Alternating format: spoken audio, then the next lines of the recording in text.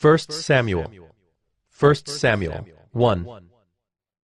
There was a certain man of Ramathaim Zophim, of the hill country of Ephraim, whose name was Elkanah the son of Jeroham, son of Elihu, son of Tohu, son of Zuph, an Ephrathite. He had 2 wives. The name of the one was Hannah, and the name of the other Peninnah. And Peninnah had children, but Hannah had no children. Now this man used to go up year by year from his city to worship and to sacrifice to the Lord of hosts at Shiloh, where the 2 sons of Eli, Hophni and Phinehas, were priests of the Lord. On the day when Elkanah sacrificed, he would give portions to Peninnah his wife, and to all her sons and daughters. But to Hannah he gave a double portion, because he loved her, though the Lord had closed her womb. And her rival used to provoke her grievously to irritate her, because the Lord had closed her womb. So it went on year by year. As often as she went up to the house of the Lord, she used to provoke her. Therefore Hannah wept and would not eat. And Elkanah her husband said to her, Hannah, why do you weep? And why do you not eat? And why is your heart sad? Am I not more to you than 10 sons? After they had eaten and drunk in Shiloh, Hannah rose. Now Eli the priest was sitting on the seat beside the doorpost of the temple of the Lord. She was deeply distressed, and prayed to the Lord, and wept bitterly. And she vowed a vow, and said, O Lord of hosts, if you will indeed look on the affliction of your servant, and remember me, and not forget your servant, but will give to your servant a son, then I will give him to the Lord all the days of his life, and no razor shall touch his head. As she continued praying before the Lord, Eli observed her mouth. Hannah was speaking in her heart, only her lips moved, and her voice was not heard. Therefore Eli took her to be a drunken woman, and Eli said to her, How long will you go on being drunk? Put your wine away from you. But Hannah answered, No, my lord, I am a woman troubled in spirit. I have drunk neither wine nor strong drink, but I have been pouring out my soul before the Lord. Do not regard your servant as a worthless woman, for all along I have been speaking out of my great anxiety and vexation. Then Eli answered, Go in peace, and the God of Israel grant your petition that you have made to him. And she said, Let your servant find favor in your eyes. Then the woman went her way and ate, and her face was no longer sad. They rose early in the morning and worshipped before the Lord. Then they went back to their house at Ramah. And Elkanah knew Hannah his wife, and the Lord remembered her. And in due time Hannah conceived and bore a son, and she called his name Samuel, for she said, I have asked for him from the Lord.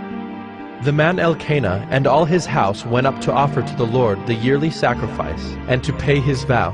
But Hannah did not go up, for she said to her husband, As soon as the child is weaned, I will bring him, so that he may appear in the presence of the Lord, and dwell there forever. Elkanah her husband said to her, Do what seems best to you. Wait until you have weaned him. Only may the Lord establish his word. So the woman remained and nursed her son until she weaned him. And when she had weaned him, she took him up with her, along with a 3-year-old bull, an ephah of flour, and a skin of wine. And she brought him to the house of the Lord at Shiloh. And the child was young. Then they slaughtered the bull, and they brought the child to Eli. And she said, Oh, my lord, as you live, my lord, I am the woman who was standing here in your presence praying to the Lord. For this child I prayed, and the Lord has granted me my petition that I made to him. Therefore I have lent him to the Lord. As long as he lives, he is lent to the Lord. And he worshipped the Lord there.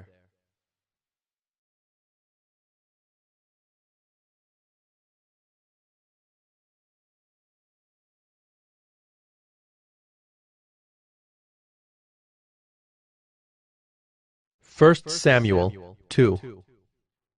And Hannah prayed and said, My heart exults in the Lord. My strength is exalted in the Lord.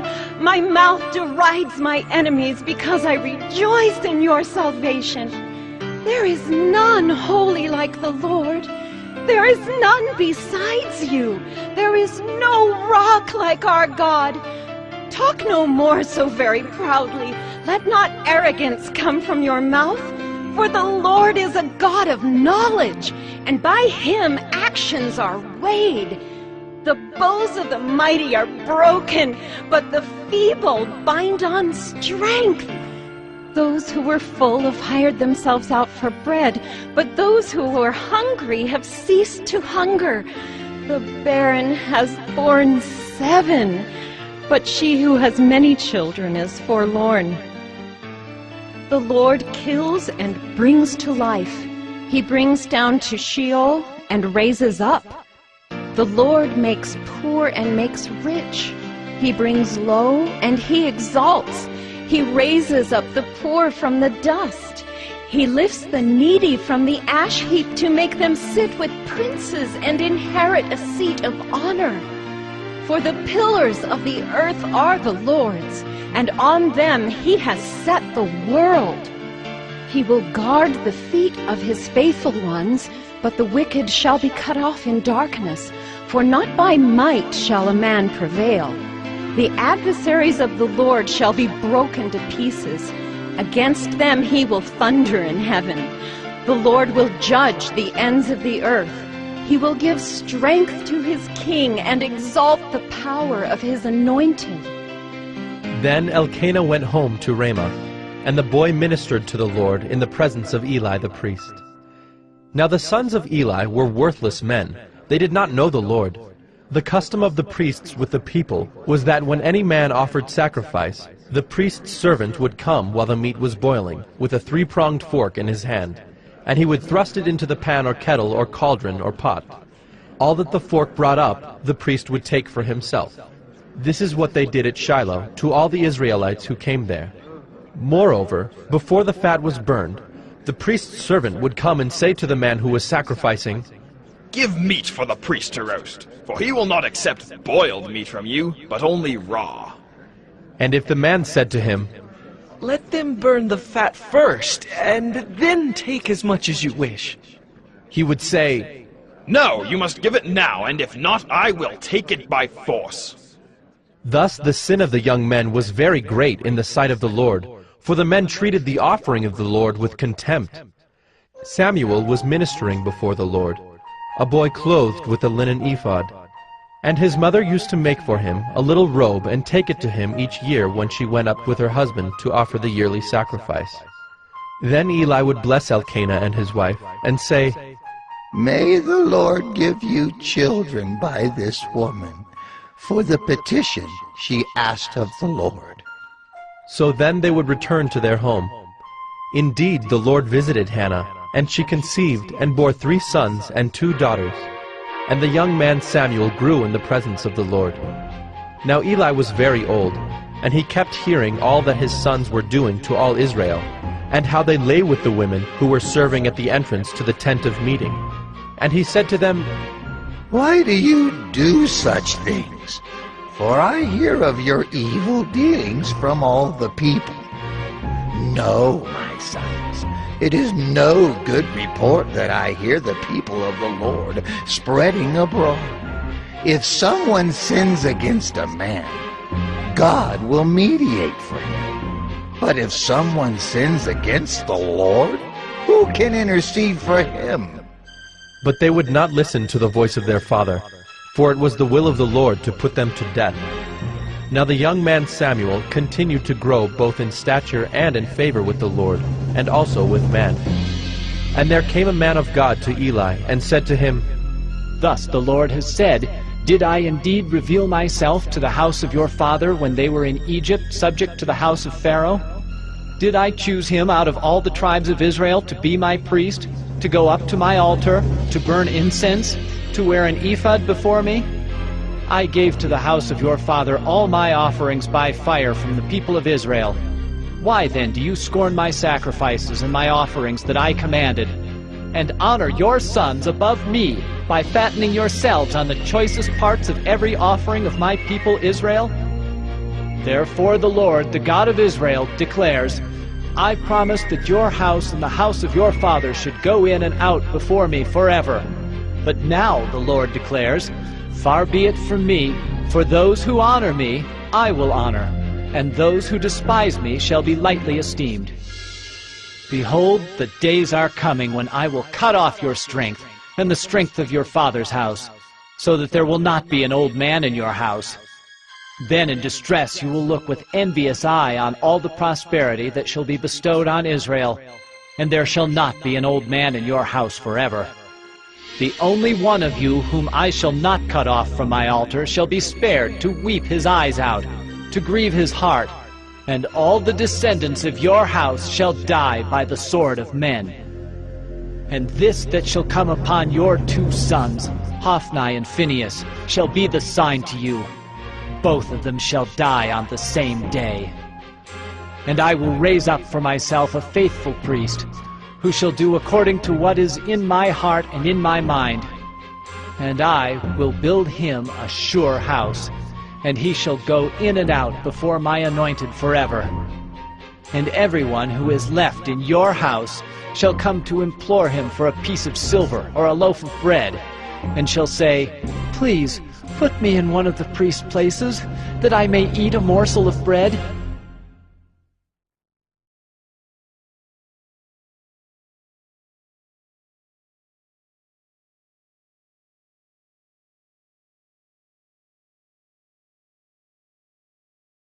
First Samuel 3. Now the young man Samuel was ministering to the Lord under Eli. And the word of the Lord was rare in those days. There was no frequent vision. At that time Eli, whose eyesight had begun to grow dim so that he could not see, was lying down in his own place. The lamp of God had not yet gone out, and Samuel was lying down in the temple of the Lord, where the ark of God was. Then the Lord called Samuel, and he said, Here I am. And ran to Eli, and said, Here I am, for you called me. But he said, I did not call. Lie down again. So he went and lay down. And the Lord called again, Samuel. And Samuel arose and went to Eli and said, Here I am, for you called me. But he said, I did not call, my son. Lie down again. Now Samuel did not yet know the Lord, and the word of the Lord had not yet been revealed to him. And the Lord called Samuel again the 3rd time. And he arose and went to Eli and said, Here I am, for you called me. Then Eli perceived that the Lord was calling the young man. Therefore Eli said to Samuel, Go, lie down, and if he calls you, you shall say, Speak, Lord, for your servant hears. So Samuel went and lay down in his place. And the Lord came and stood, calling as at other times, Samuel, Samuel. And Samuel said, Speak, for your servant hears. Then the Lord said to Samuel, Behold, I am about to do a thing in Israel at which the 2 ears of everyone who hears it will tingle. On that day I will fulfill against Eli all that I have spoken concerning his house, from beginning to end. And I declare to him that I am about to punish his house forever, for the iniquity that he knew, because his sons were blaspheming God, and he did not restrain them. Therefore I swear to the house of Eli, that the iniquity of Eli's house shall not be atoned for by sacrifice or offering forever. Samuel lay until morning. Then he opened the doors of the house of the Lord. And Samuel was afraid to tell the vision to Eli. But Eli called Samuel and said, Samuel, my son. And he said, Here I am. And Eli said, What was it that he told you? Do not hide it from me. May God do so to you and more also, if you hide anything from me of all that he told you. So Samuel told him everything, and hid nothing from him. And he said, It is the Lord. Let him do what seems good to him. And Samuel grew, and the Lord was with him, and let none of his words fall to the ground. And all Israel, from Dan to Beersheba, knew that Samuel was established as a prophet of the Lord. And the Lord appeared again at Shiloh, for the Lord revealed himself to Samuel at Shiloh by the word of the Lord.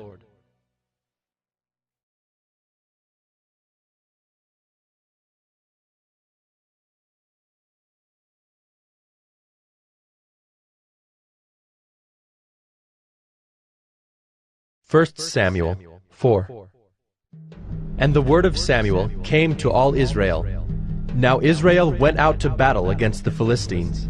They encamped at Ebenezer, and the Philistines encamped at Aphek. The Philistines drew up in line against Israel, and when the battle spread, Israel was defeated by the Philistines, who killed about 4,000 men on the field of battle. And when the troops came to the camp, the elders of Israel said, "Why has the Lord defeated us today before the Philistines? Let us bring the ark of the covenant of the Lord here from Shiloh, that it may come among us and save us from the power of our enemies." So the people sent to Shiloh, and brought from there the ark of the covenant of the Lord of hosts, who is enthroned on the cherubim. And the two sons of Eli, Hophni and Phinehas, were there with the ark of the covenant of God. As soon as the ark of the covenant of the Lord came into the camp, all Israel gave a mighty shout, so that the earth resounded. And when the Philistines heard the noise of the shouting, they said, "What does this great shouting in the camp of the Hebrews mean?" And when they learned that the ark of the Lord had come to the camp, the Philistines were afraid, for they said, "A god has come into the camp!" And they said, "Woe to us, for nothing like this has happened before! Woe to us! Who can deliver us from the power of these mighty gods? These are the gods who struck the Egyptians with every sort of plague in the wilderness. Take courage and be men, O Philistines, lest you become slaves to the Hebrews, as they have been to you. Be men and fight." So the Philistines fought, and Israel was defeated, and they fled, every man to his home. And there was a very great slaughter, for there fell of Israel 30,000 foot soldiers. And the ark of God was captured, and the two sons of Eli, Hophni and Phinehas, died. A man of Benjamin ran from the battle line and came to Shiloh the same day, with his clothes torn and with dirt on his head. When he arrived, Eli was sitting on his seat by the road watching, for his heart trembled for the ark of God. And when the man came into the city and told the news, all the city cried out. When Eli heard the sound of the outcry, he said, "What is this uproar?" Then the man hurried and came and told Eli. Now Eli was 98 years old, and his eyes were set so that he could not see. And the man said to Eli, "I am he who has come from the battle. I fled from the battle today." And he said, "How did it go, my son?" He who brought the news answered and said, "Israel has fled before the Philistines, and there has also been a great defeat among the people. Your two sons also, Hophni and Phinehas, are dead, and the ark of God has been captured." As soon as he mentioned the ark of God, Eli fell over backward from his seat by the side of the gate, and his neck was broken, and he died, for the man was old and heavy. He had judged Israel 40 years. Now his daughter-in-law, the wife of Phinehas, was pregnant, about to give birth. And when she heard the news that the ark of God was captured, and that her father-in-law and her husband were dead, she bowed and gave birth, for her pains came upon her. And about the time of her death, the woman attending her said to her, "Do not be afraid, for you have borne a son." But she did not answer or pay attention, and she named the child Ichabod, saying, "The glory has departed from Israel." Because the ark of God had been captured, and because of her father-in-law and her husband. And she said, "The glory has departed from Israel, for the ark of God has been captured."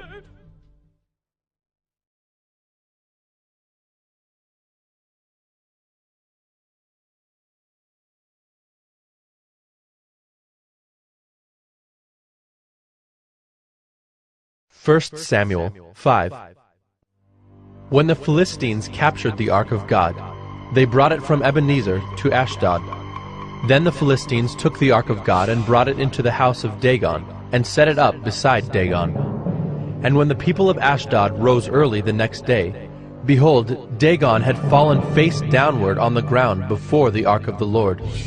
So they took Dagon and put him back in his place. But when they rose early on the next morning, behold, Dagon had fallen face downward on the ground before the ark of the Lord, and the head of Dagon and both his hands were lying cut off on the threshold. Only the trunk of Dagon was left to him.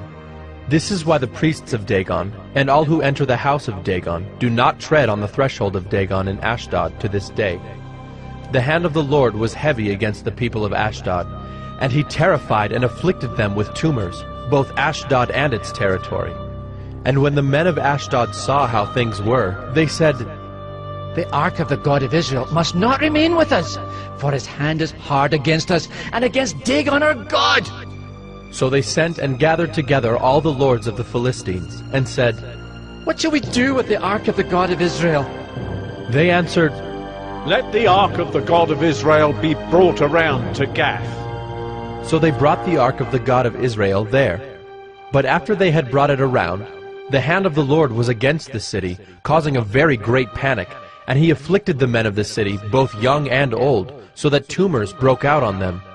So they sent the ark of God to Ekron. But as soon as the ark of God came to Ekron, the people of Ekron cried out, They have brought around to us the ark of the God of Israel to kill us and our people. They sent, therefore, and gathered together all the lords of the Philistines, and said, Send away the ark of the God of Israel, and let it return to its own place, that it may not kill us and our people. For there was a deathly panic throughout the whole city. The hand of God was very heavy there. The men who did not die were struck with tumors, and the cry of the city went up to heaven.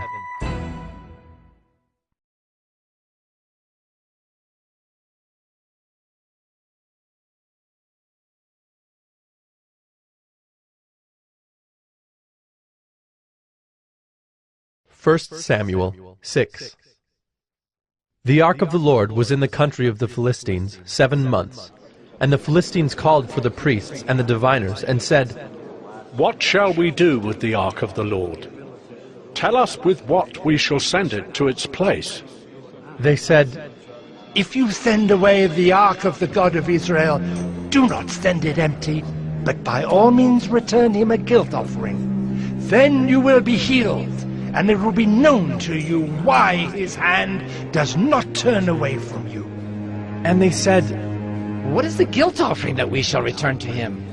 They answered, 5 golden tumors and 5 golden mice, according to the number of the lords of the Philistines. For the same plague was on all of you and on your lords. So you must make images of your tumors and images of your mice that ravage the land, and give glory to the God of Israel. Perhaps he will lighten his hand from off you, and your gods and your land. Why should you harden your hearts as the Egyptians and Pharaoh hardened their hearts? After he had dealt severely with them, did they not send the people away, and they departed?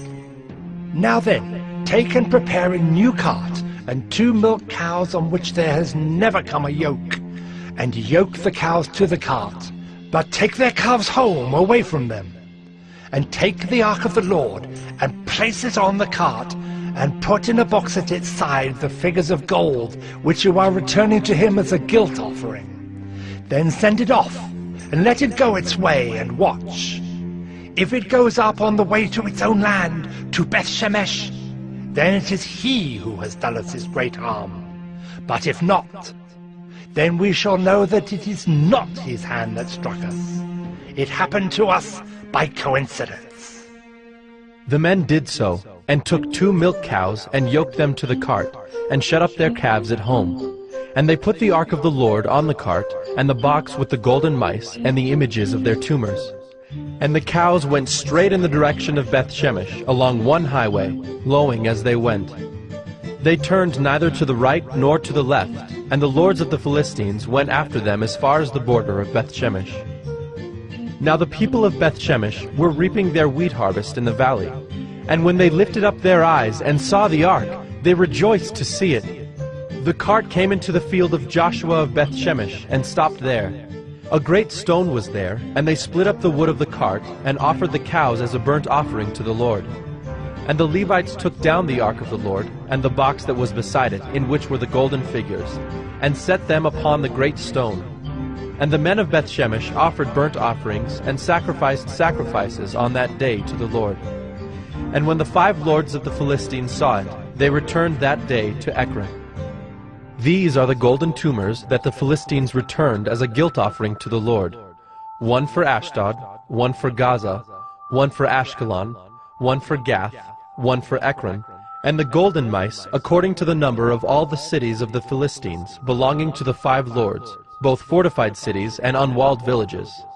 The great stone beside which they set down the ark of the Lord is a witness to this day in the field of Joshua of Beth-Shemesh. And he struck some of the men of Beth-Shemesh, because they looked upon the ark of the Lord. He struck 70 men of them, and the people mourned because the Lord had struck the people with a great blow. Then the men of Beth-Shemesh said, Who is able to stand before the Lord, this holy God? And to whom shall he go up away from us? So they sent messengers to the inhabitants of Kiriath-Jearim, saying, The Philistines have returned the ark of the Lord. Come down and take it up to you.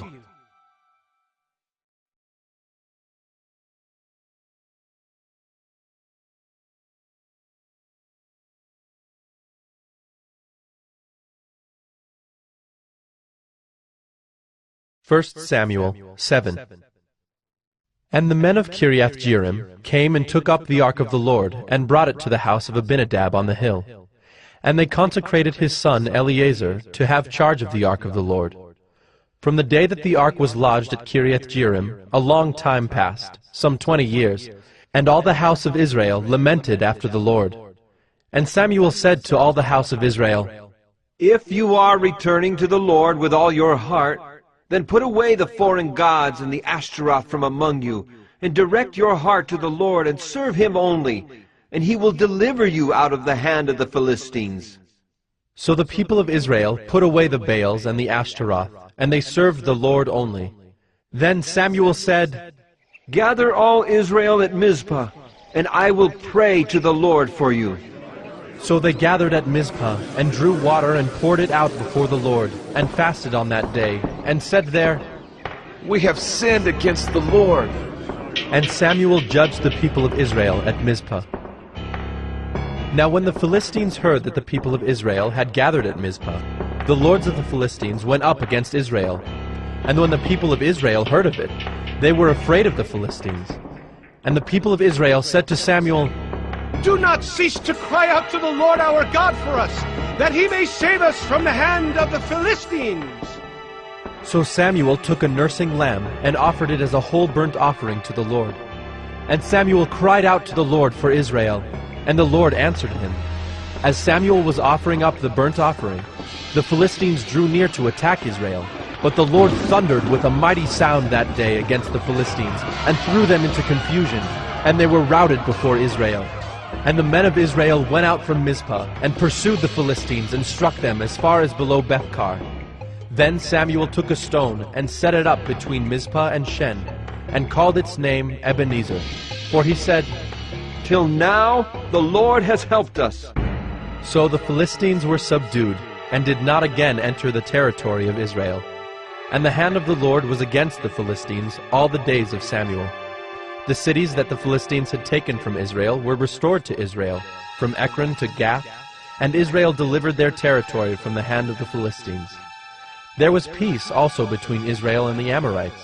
Samuel judged Israel all the days of his life, and he went on a circuit year by year to Bethel, Gilgal, and Mizpah, and he judged Israel in all these places. Then he would return to Ramah, for his home was there, and there also he judged Israel. And he built there an altar to the Lord.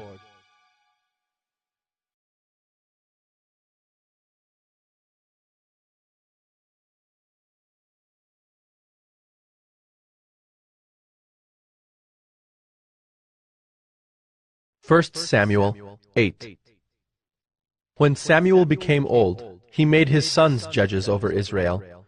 The name of his firstborn son was Joel, and the name of his second, Abijah. They were judges in Beersheba. Yet his sons did not walk in his ways, but turned aside after gain.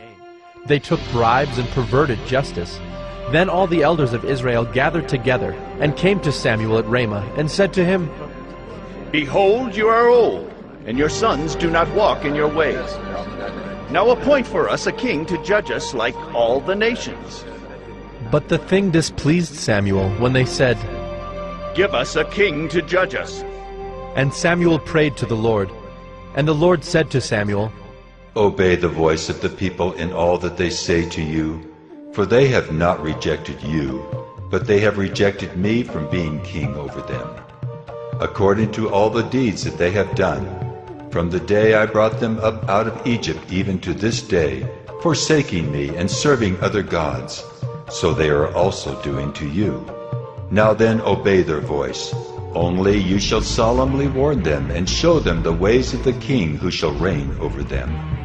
So Samuel told all the words of the Lord to the people who were asking for a king from him.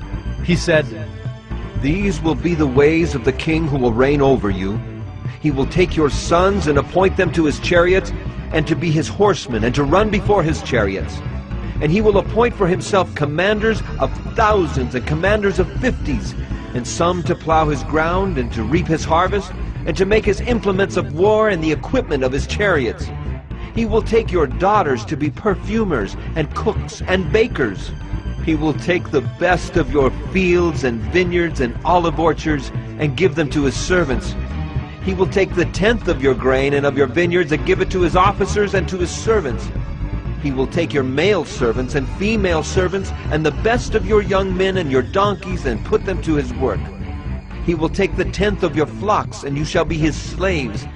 And in that day you will cry out because of your king, whom you have chosen for yourselves, but the Lord will not answer you in that day.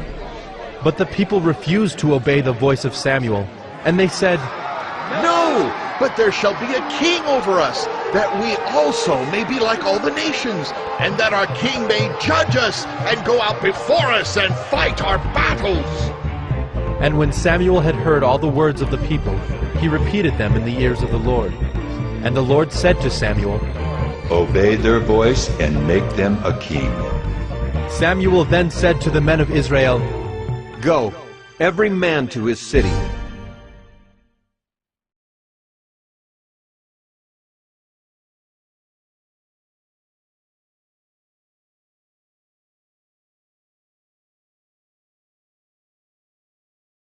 First Samuel 9.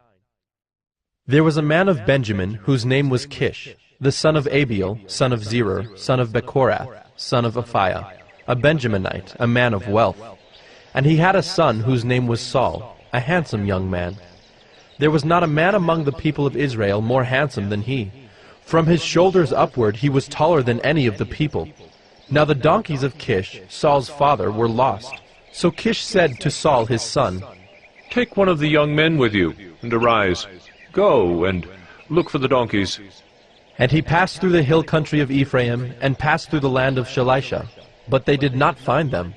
And they passed through the land of Shaalim, but they were not there. Then they passed through the land of Benjamin, but did not find them. When they came to the land of Zuph, Saul said to his servant who was with him, Come, let us go back, lest my father cease to care about the donkeys and become anxious about us.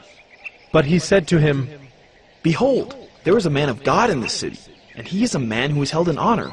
All that he says comes true. So now let us go there. Perhaps he can tell us the way we should go.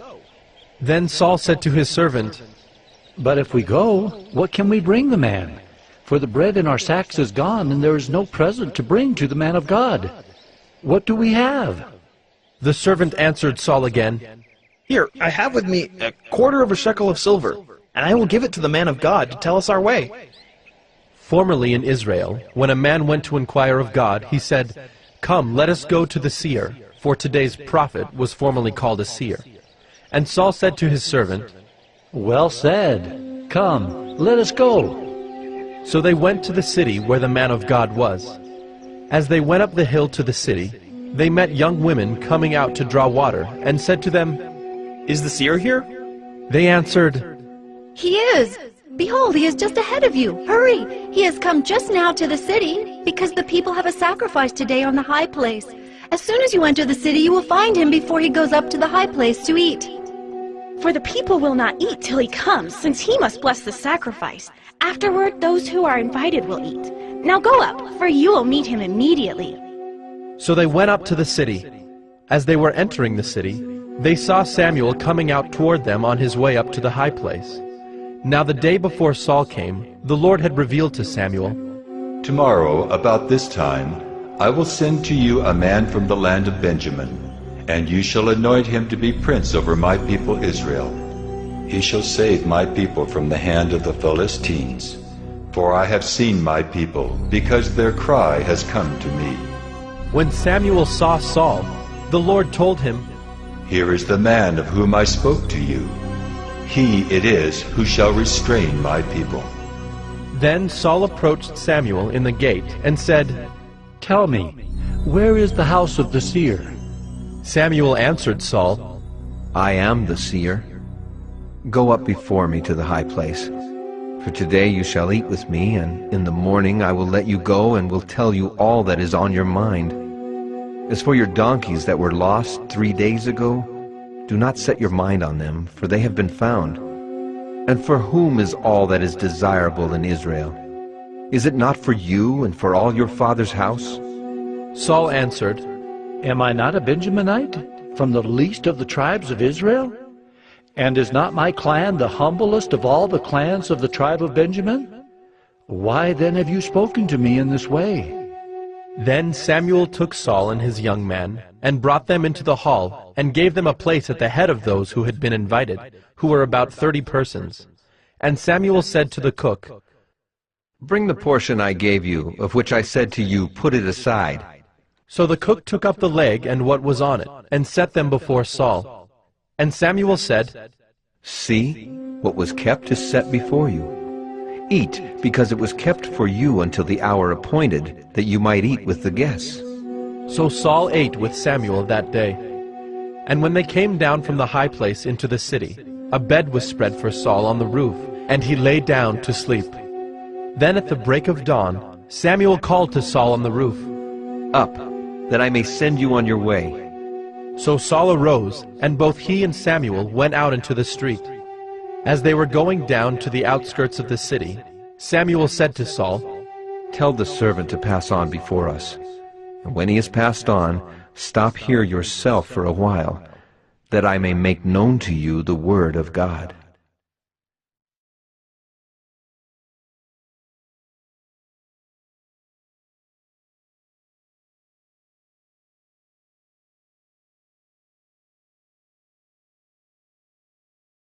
First Samuel 10. Then Samuel took a flask of oil, and poured it on his head, and kissed him, and said, "Has not the Lord anointed you to be prince over his people Israel? And you shall reign over the people of the Lord, and you will save them from the hand of their surrounding enemies. And this shall be the sign to you that the Lord has anointed you to be prince over his heritage. When you depart from me today, you will meet 2 men by Rachel's tomb in the territory of Benjamin at Zelzah.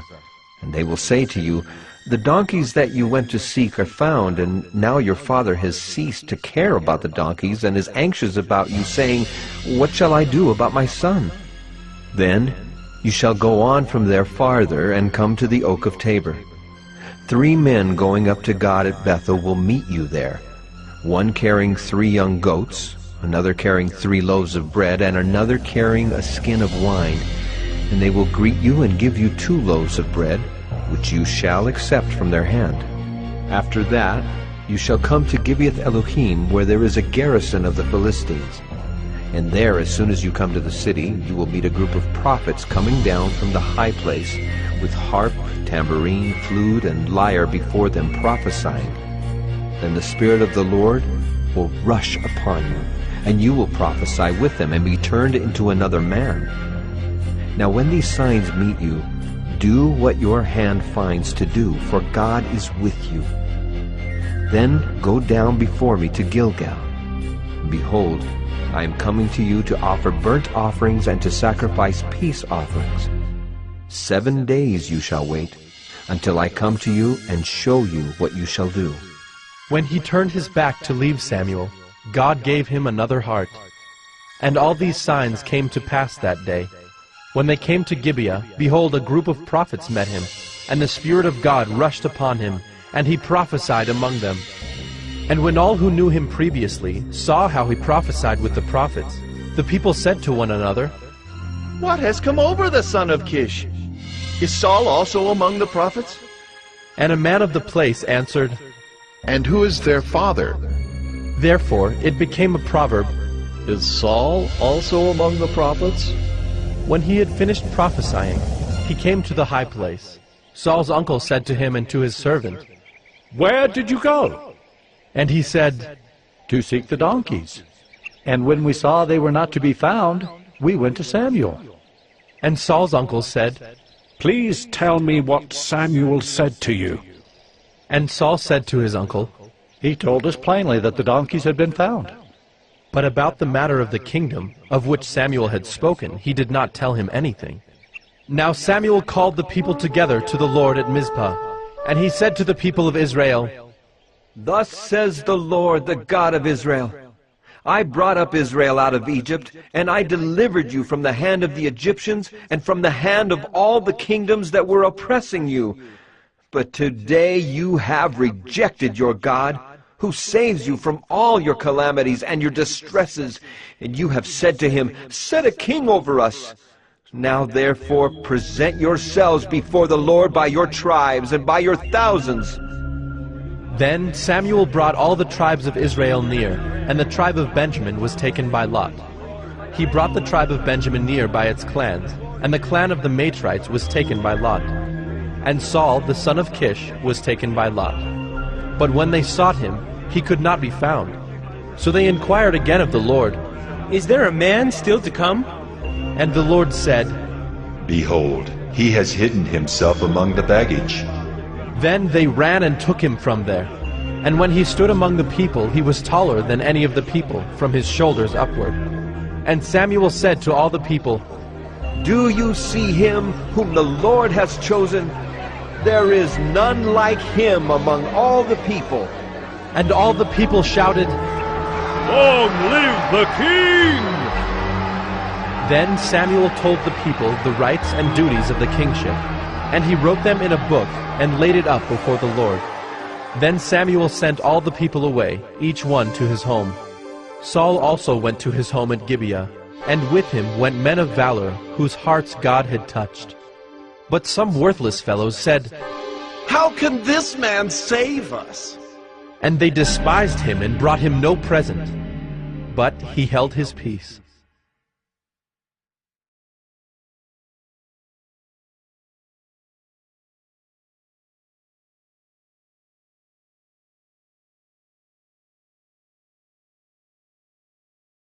First Samuel 11. Then Nahash the Ammonite went up and besieged Jabesh-Gilead. And all the men of Jabesh said to Nahash, "Make a treaty with us, and we will serve you." But Nahash the Ammonite said to them, "On this condition, I will make a treaty with you, that I gouge out all your right eyes, and thus bring disgrace on all Israel." The elders of Jabesh said to him, "Give us 7 days' respite, that we may send messengers through all the territory of Israel. Then, if there is no one to save us, we will give ourselves up to you." When the messengers came to Gibeah of Saul, they reported the matter in the ears of the people, and all the people wept aloud. Now behold, Saul was coming from the field behind the oxen. And Saul said, "What is wrong with the people that they are weeping?" So they told him the news of the men of Jabesh. And the Spirit of God rushed upon Saul when he heard these words, and his anger was greatly kindled. He took a yoke of oxen and cut them in pieces, and sent them throughout all the territory of Israel by the hand of messengers, saying, "Whoever does not come out after Saul and Samuel, so shall it be done to his oxen." Then the dread of the Lord fell upon the people, and they came out as one man. When he mustered them at Bezek, the people of Israel were 300,000, and the men of Judah 30,000. And they said to the messengers who had come, Thus shall you say to the men of Jabesh Gilead, Tomorrow by the time the sun is hot, you shall have deliverance. When the messengers came and told the men of Jabesh, they were glad. Therefore the men of Jabesh said, Tomorrow we will give ourselves up to you, and you may do to us whatever seems good to you. And the next day Saul put the people in 3 companies. And they came into the midst of the camp in the morning watch, and struck down the Ammonites until the heat of the day.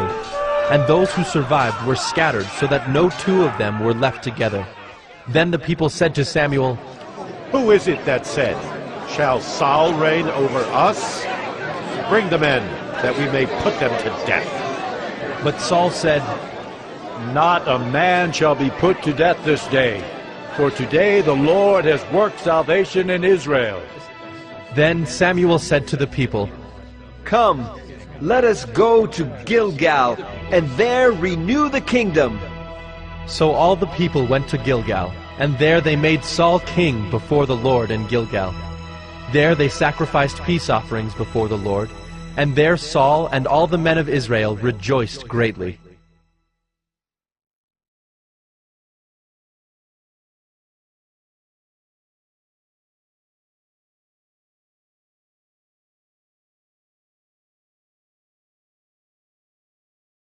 First Samuel 12. And Samuel said to all Israel, Behold, I have obeyed your voice in all that you have said to me, and have made a king over you. And now, behold, the king walks before you, and I am old and gray, and behold, my sons are with you. I have walked before you from my youth until this day. Here I am. Testify against me before the Lord and before his anointed. Whose ox have I taken? Or whose donkey have I taken? Or whom have I defrauded? Whom have I oppressed? Or from whose hand have I taken a bribe to blind my eyes with it? Testify against me, and I will restore it to you. They said, You have not defrauded us, or oppressed us, or taken anything from any man's hand. And he said to them, The Lord is witness against you, and his anointed is witness this day that you have not found anything in my hand. And they said, He is witness. And Samuel said to the people, The Lord is witness, who appointed Moses and Aaron, and brought your fathers up out of the land of Egypt. Now, therefore, stand still, that I may plead with you before the Lord concerning all the righteous deeds of the Lord that he performed for you and for your fathers. When Jacob went into Egypt, and the Egyptians oppressed them, then your fathers cried out to the Lord, and the Lord sent Moses and Aaron, who brought your fathers out of Egypt and made them dwell in this place. But they forgot the Lord their God, and he sold them into the hand of Sisera, commander of the army of Hazor, and into the hand of the Philistines, and into the hand of the king of Moab. And they fought against them. And they cried out to the Lord and said, We have sinned, because we have forsaken the Lord, and have served the Baals and the Ashtaroth. But now deliver us out of the hand of our enemies, that we may serve you. And the Lord sent Jerubbaal and Barak and Jephthah and Samuel, and delivered you out of the hand of your enemies on every side, and you lived in safety.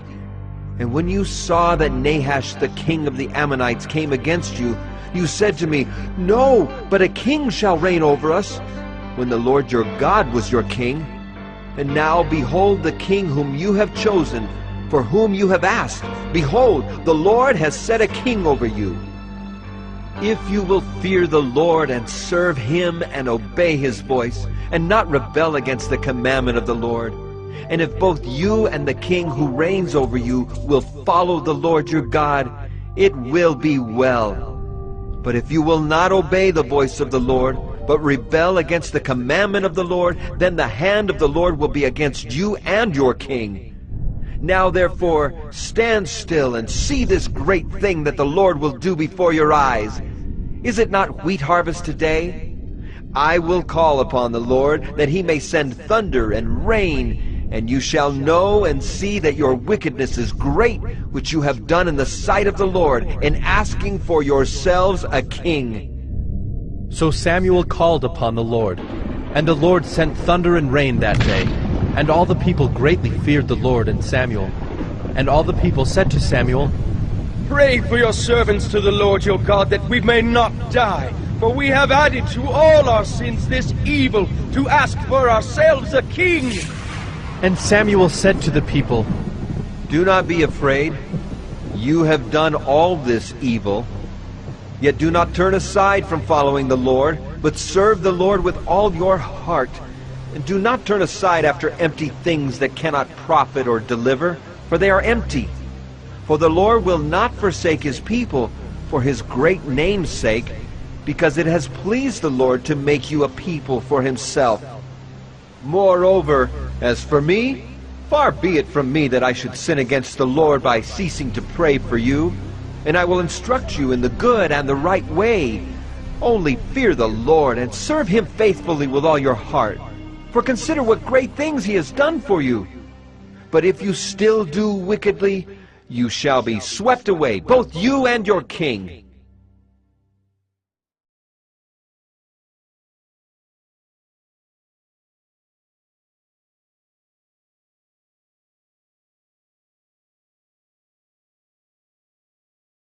First Samuel 13. Saul was years old when he began to reign, and he reigned 2 years over Israel. Saul chose 3,000 men of Israel. 2,000 were with Saul in Michmash and the hill country of Bethel, and 1,000 were with Jonathan in Gibeah of Benjamin. The rest of the people he sent home, every man to his tent. Jonathan defeated the garrison of the Philistines that was at Gibeah, and the Philistines heard of it. And Saul blew the trumpet throughout all the land, saying, Let the Hebrews hear! And all Israel heard it said that Saul had defeated the garrison of the Philistines, and also that Israel had become a stench to the Philistines. And the people were called out to join Saul at Gilgal. And the Philistines mustered to fight with Israel 30,000 chariots and 6,000 horsemen and troops, like the sand on the seashore in multitude. They came up and encamped in Michmash, to the east of Bethaven. When the men of Israel saw that they were in trouble, for the people were hard-pressed, the people hid themselves in caves, and in holes, and in rocks, and in tombs, and in cisterns. And some Hebrews crossed the fords of the Jordan to the land of Gad and Gilead. Saul was still at Gilgal, and all the people followed him trembling. He waited 7 days, the time appointed by Samuel. But Samuel did not come to Gilgal, and the people were scattering from him.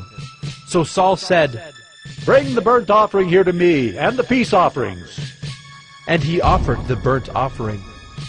As soon as he had finished offering the burnt offering, behold, Samuel came, and Saul went out to meet him and greet him. Samuel said, What have you done? And Saul said, When I saw that the people were scattering from me, and that you did not come within the days appointed, and that the Philistines had mustered at Michmash, I said, Now the Philistines will come down against me at Gilgal, and I have not sought the favor of the Lord. So I forced myself and offered the burnt offering. And Samuel said to Saul, You have done foolishly. You have not kept the command of the Lord your God with which he commanded you. For then the Lord would have established your kingdom over Israel forever. But now your kingdom shall not continue. The Lord has sought out a man after his own heart, and the Lord has commanded him to be prince over his people, because you have not kept what the Lord commanded you. And Samuel arose and went up from Gilgal. The rest of the people went up after Saul to meet the army. They went up from Gilgal to Gibeah of Benjamin, and Saul numbered the people who were present with him, about 600 men. And Saul and Jonathan his son, and the people who were present with them, stayed in Gibeah of Benjamin, but the Philistines encamped in Michmash. And raiders came out of the camp of the Philistines in 3 companies. One company turned toward Ophrah, to the land of Shual. Another company turned toward Beth-horon. And another company turned toward the border that looks down on the valley of Zeboim, toward the wilderness. Now there was no blacksmith to be found throughout all the land of Israel, for the Philistines said, "Lest the Hebrews make themselves swords or spears." But every one of the Israelites went down to the Philistines to sharpen his plowshare, his mattock, his axe, or his sickle. And the charge was 2/3 of a shekel for the plowshares and for the mattocks, and 1/3 of a shekel for sharpening the axes and for setting the goads. So on the day of the battle, there was neither sword nor spear found in the hand of any of the people with Saul and Jonathan, but Saul and Jonathan his son had them. And the garrison of the Philistines went out to the pass of Michmash.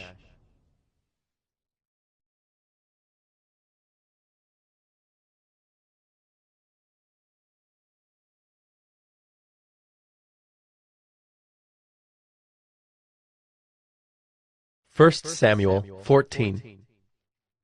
One day Jonathan, the son of Saul, said to the young man who carried his armor, "Come, let us go over to the Philistine garrison on the other side." But he did not tell his father. Saul was staying in the outskirts of Gibeah in the pomegranate cave at Migron.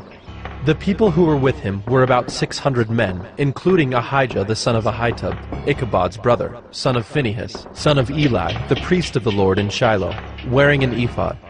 And the people did not know that Jonathan had gone. Within the passes by which Jonathan sought to go over to the Philistine garrison, there was a rocky crag on the one side and a rocky crag on the other side. The name of the one was Bozez, and the name of the other Sina. The one crag rose on the north in front of Michmash, and the other on the south in front of Geba. Jonathan said to the young man who carried his armor, "Come, let us go over to the garrison of these uncircumcised. It may be that the Lord will work for us, for nothing can hinder the Lord from saving by many or by few." And his armor-bearer said to him, "Do all that is in your heart. Do as you wish. Behold, I am with you heart and soul." Then Jonathan said, "Behold, we will cross over to the men, and we will show ourselves to them. If they say to us, 'Wait until we come to you,' then we will stand still in our place, and we will not go up to them. But if they say, 'Come up to us,' then we will go up, for the Lord has given them into our hand, and this shall be the sign to us." So both of them showed themselves to the garrison of the Philistines.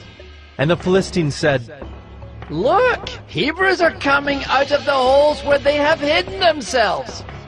And the men of the garrison hailed Jonathan and his armor-bearer, and said, "Come up to us, and we will show you a thing." And Jonathan said to his armor-bearer, "Come up after me, for the Lord has given them into the hand of Israel." Then Jonathan climbed up on his hands and feet, and his armor-bearer after him. And they fell before Jonathan, and his armor-bearer killed them after him. And that first strike which Jonathan and his armor-bearer made killed about 20 men within, as it were half a furrow's length in an acre of land. And there was a panic in the camp, in the field, and among all the people. The garrison and even the raiders trembled, the earth quaked, and it became a very great panic. And the watchmen of Saul in Gibeah of Benjamin looked, and behold, the multitude was dispersing here and there. Then Saul said to the people who were with him, "Count, and see who has gone from us." And when they had counted, behold, Jonathan and his armor-bearer were not there. So Saul said to Ahijah, "Bring the ark of God here." For the ark of God went at that time with the people of Israel. Now while Saul was talking to the priest, the tumult in the camp of the Philistines increased more and more. So Saul said to the priest, "Withdraw your hand." Then Saul and all the people who were with him rallied and went into the battle. And behold, every Philistine's sword was against his fellow, and there was very great confusion. Now the Hebrews who had been with the Philistines before that time, and who had gone up with them into the camp, even they also turned to be with the Israelites who were with Saul and Jonathan. Likewise, when all the men of Israel who had hidden themselves in the hill country of Ephraim heard that the Philistines were fleeing, they too followed hard after them in the battle. So the Lord saved Israel that day, and the battle passed beyond Beth-aven. And the men of Israel had been hard pressed that day. So Saul had laid an oath on the people, saying, "Cursed be the man who eats food until it is evening, and I am avenged on my enemies." So none of the people had tasted food. Now when all the people came to the forest, behold, there was honey on the ground. And when the people entered the forest, behold, the honey was dropping. But no one put his hand to his mouth, for the people feared the oath. But Jonathan had not heard his father charge the people with the oath. So he put out the tip of the staff that was in his hand, and dipped it in the honeycomb, and put his hand to his mouth, and his eyes became bright. Then one of the people said, Your father strictly charged the people with an oath, saying, Cursed be the man who eats food this day. And the people were faint. Then Jonathan said, My father has troubled the land. See how my eyes have become bright because I tasted a little of this honey? How much better if the people had eaten freely today of the spoil of their enemies that they found. For now the defeat among the Philistines has not been great. They struck down the Philistines that day from Michmash to Ajalon, and the people were very faint. The people pounced on the spoil, and took sheep and oxen and calves, and slaughtered them on the ground, and the people ate them with the blood. Then they told Saul, Behold, the people are sinning against the Lord by eating with the blood. And he said, You have dealt treacherously. Roll a great stone to me here. And Saul said, Disperse yourselves among the people, and say to them, Let every man bring his ox or his sheep, and slaughter them here and eat. And do not sin against the Lord by eating with the blood. So every one of the people brought his ox with him that night, and they slaughtered them there. And Saul built an altar to the Lord. It was the first altar that he built to the Lord. Then Saul said, Let us go down after the Philistines by night, and plunder them until the morning light. Let us not leave a man of them. And they said, Do whatever seems good to you. But the priest said, Let us draw near to God here. And Saul inquired of God, Shall I go down after the Philistines? Will you give them into the hand of Israel? But he did not answer him that day. And Saul said, Come here, all you leaders of the people, and know and see how this sin has arisen today. For as the Lord lives who saves Israel, though it be in Jonathan my son, he shall surely die. But there was not a man among the people who answered him. Then he said to all Israel, You shall be on one side, and I and Jonathan my son will be on the other side. And the people said to Saul, Do what seems good to you. Therefore Saul said, O Lord God of Israel, why have you not answered your servant this day? If this guilt is in me or in Jonathan my son, O Lord God of Israel, give Urim. But if this guilt is in your people Israel, give Thummim. And Jonathan and Saul were taken, but the people escaped. Then Saul said, Cast a lot between me and my son Jonathan. And Jonathan was taken. Then Saul said to Jonathan, Tell me what you have done. And Jonathan told him, I tasted a little honey with the tip of the staff that was in my hand. Here I am. I will die. And Saul said, God do so to me and more also. You shall surely die, Jonathan. Then the people said to Saul, Shall Jonathan die, who has worked this great salvation in Israel? Far from it. As the Lord lives, there shall not one hair of his head fall to the ground, for he has worked with God this day. So the people ransomed Jonathan, so that he did not die. Then Saul went up from pursuing the Philistines, and the Philistines went to their own place. When Saul had taken the kingship over Israel, he fought against all his enemies on every side, against Moab, against the Ammonites, against Edom, against the kings of Zobah, and against the Philistines. Wherever he turned, he routed them. And he did valiantly, and struck the Amalekites, and delivered Israel out of the hands of those who plundered them. Now the sons of Saul were Jonathan, Ishvi, and Malchishua, and the names of his 2 daughters were these. The name of the firstborn was Merab, and the name of the younger, Michal. And the name of Saul's wife was Ahinoam, the daughter of Ahimaaz. And the name of the commander of his army was Abner, the son of Ner, Saul's uncle. Kish was the father of Saul, and Ner, the father of Abner, was the son of Abiel. There was hard fighting against the Philistines all the days of Saul.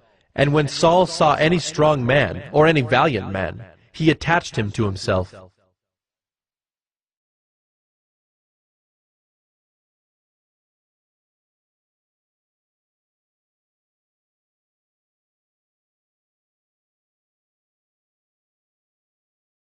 1 Samuel 15. And Samuel said to Saul, The Lord sent me to anoint you king over his people Israel. Now therefore listen to the words of the Lord. Thus says the Lord of hosts, I have noted what Amalek did to Israel in opposing them on the way when they came up out of Egypt. Now go and strike Amalek and devote to destruction all that they have. Do not spare them, but kill both man and woman, child and infant, ox and sheep, camel and donkey. So Saul summoned the people and numbered them in Telaim, 200,000 men on foot, and 10,000 men of Judah. And Saul came to the city of Amalek, and lay in wait in the valley. Then Saul said to the Kenites, Go, depart, go down from among the Amalekites, lest I destroy you with them. For you showed kindness to all the people of Israel when they came up out of Egypt. So the Kenites departed from among the Amalekites. And Saul defeated the Amalekites from Havilah as far as Shur, which is east of Egypt. And he took Agag, the king of the Amalekites, alive, and devoted to destruction all the people with the edge of the sword. But Saul and the people spared Agag and the best of the sheep, and of the oxen, and of the fattened calves and the lambs, and all that was good, and would not utterly destroy them. All that was despised and worthless they devoted to destruction. The word of the Lord came to Samuel. I regret that I have made Saul king, for he has turned back from following me and has not performed my commandments. And Samuel was angry, and he cried to the Lord all night.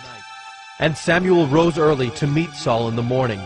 And it was told Samuel, Saul came to Carmel, and behold, he set up a monument for himself, and turned and passed on, and went down to Gilgal.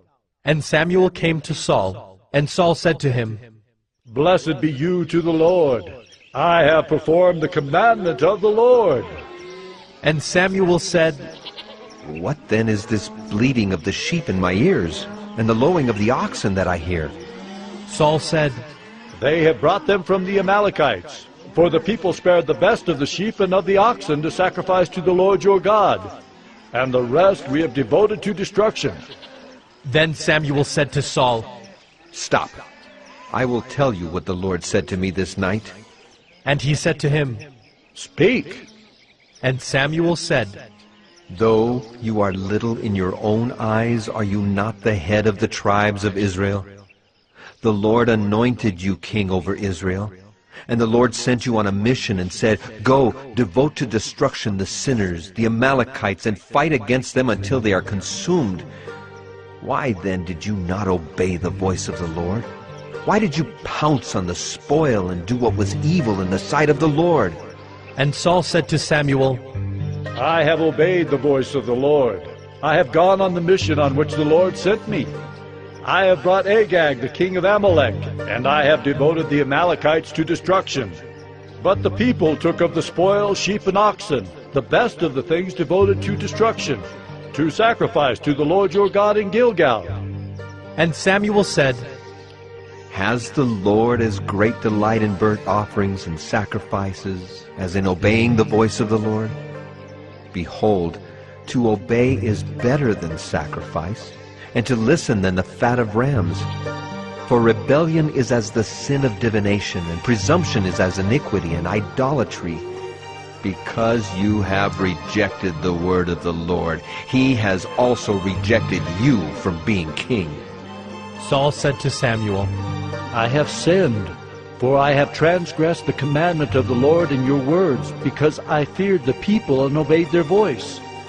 Now therefore please, pardon my sin and return with me, that I may worship the Lord. And Samuel said to Saul, I will not return with you, for you have rejected the word of the Lord, and the Lord has rejected you from being king over Israel. As Samuel turned to go away, Saul seized the skirt of his robe, and it tore. And Samuel said to him, The Lord has torn the kingdom of Israel from you this day, and has given it to a neighbor of yours who is better than you. And also the glory of Israel will not lie or have regret, for he is not a man that he should have regret. Then he said, I have sinned. Yet honor me now before the elders of my people and before Israel, and return with me that I may bow before the Lord your God." So Samuel turned back after Saul, and Saul bowed before the Lord. Then Samuel said, "Bring here to me Agag, the king of the Amalekites." And Agag came to him cheerfully. Agag said, "Surely the bitterness of death is past." And Samuel said, "As your sword has made women childless, so shall your mother be childless among women." And Samuel hacked Agag to pieces before the Lord in Gilgal. Then Samuel went to Ramah, and Saul went up to his house in Gibeah of Saul. And Samuel did not see Saul again until the day of his death. But Samuel grieved over Saul, and the Lord regretted that he had made Saul king over Israel.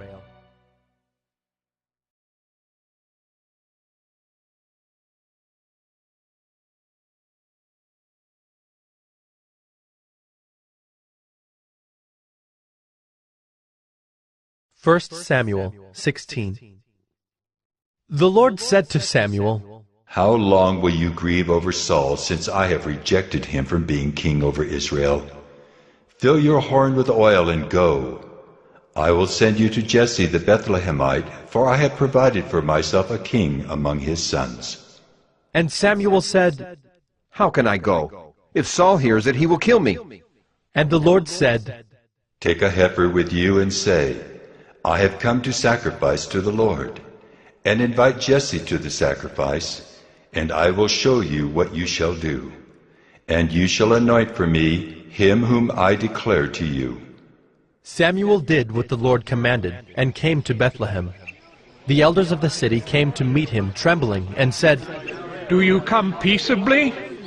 And he said, "Peaceably. I have come to sacrifice to the Lord. Consecrate yourselves and come with me to the sacrifice." And he consecrated Jesse and his sons, and invited them to the sacrifice. When they came, he looked on Eliab and thought, "Surely the Lord's anointed is before him." But the Lord said to Samuel, "Do not look on his appearance or on the height of his stature, because I have rejected him. For the Lord sees not as man sees. Man looks on the outward appearance, but the Lord looks on the heart." Then Jesse called Abinadab and made him pass before Samuel. And he said, "Neither has the Lord chosen this one." Then Jesse made Shammah pass by. And he said, "Neither has the Lord chosen this one." And Jesse made 7 of his sons pass before Samuel. And Samuel said to Jesse, "The Lord has not chosen these." Then Samuel said to Jesse, "Are all your sons here?" And he said, "There remains yet the youngest, but behold, he is keeping the sheep." And Samuel said to Jesse, "Send and get him, for we will not sit down till he comes here." And he sent and brought him in. Now he was ruddy and had beautiful eyes and was handsome. And the Lord said, "Arise, anoint him, for this is he." Then Samuel took the horn of oil and anointed him in the midst of his brothers. And the Spirit of the Lord rushed upon David from that day forward. And Samuel rose up and went to Ramah. Now the Spirit of the Lord departed from Saul, and a harmful spirit from the Lord tormented him. And Saul's servants said to him, "Behold now, a harmful spirit from God is tormenting you. Let our Lord now command your servants who are before you to seek out a man who is skillful in playing the lyre. And when the harmful spirit from God is upon you, he will play it, and you will be well." So Saul said to his servants, "Provide for me a man who can play well, and bring him to me." One of the young men answered, "Behold, I have seen a son of Jesse the Bethlehemite, who is skillful in playing, a man of valor, a man of war, prudent in speech, and a man of good presence, and the Lord is with him." Therefore Saul sent messengers to Jesse, and said, "Send me David your son, who is with the sheep." And Jesse took a donkey laden with bread and a skin of wine and a young goat, and sent them by David his son to Saul. And David came to Saul and entered his service. And Saul loved him greatly, and he became his armor-bearer. And Saul sent to Jesse, saying, "Let David remain in my service, for he has found favor in my sight." And whenever the harmful spirit from God was upon Saul, David took the lyre and played it with his hand. So Saul was refreshed and was well, and the harmful spirit departed from him.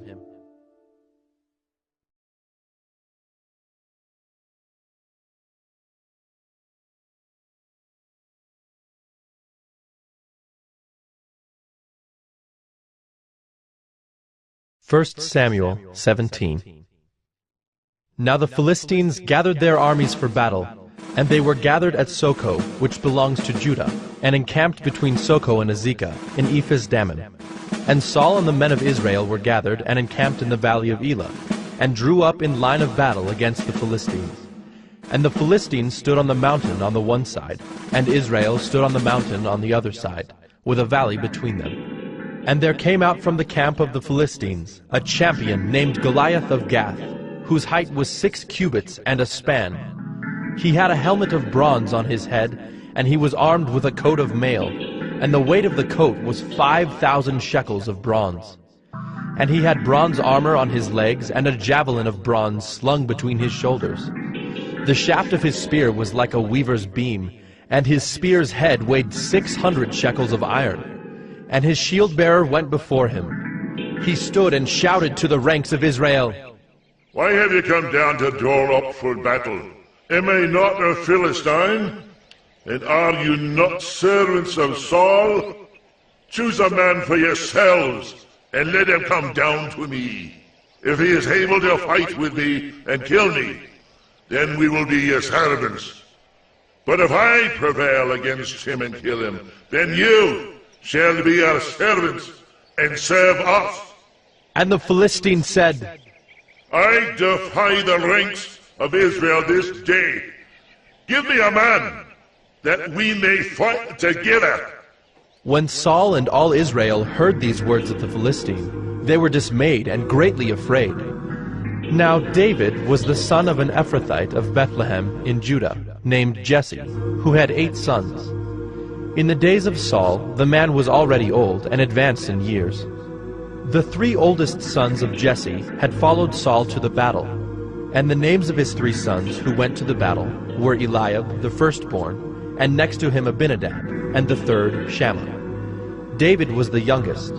The 3 eldest followed Saul, but David went back and forth from Saul to feed his father's sheep at Bethlehem. For 40 days the Philistine came forward and took his stand, morning and evening. And Jesse said to David his son, Take for your brothers an ephah of this parched grain, and these 10 loaves, and carry them quickly to the camp to your brothers. Also take these 10 cheeses to the commander of their 1,000. See if your brothers are well, and bring some token from them. Now Saul and they, and all the men of Israel, were in the valley of Elah, fighting with the Philistines. And David rose early in the morning, and left the sheep with a keeper, and took the provisions, and went, as Jesse had commanded him. And he came to the encampment as the host was going out to the battle line, shouting the war cry. And Israel and the Philistines drew up for battle, army against army.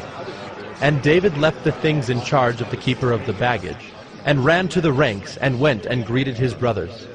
As he talked with them, behold, the champion, the Philistine of Gath, Goliath by name, came up out of the ranks of the Philistines, and spoke the same words as before. And David heard him. All the men of Israel, when they saw the man, fled from him, and were much afraid.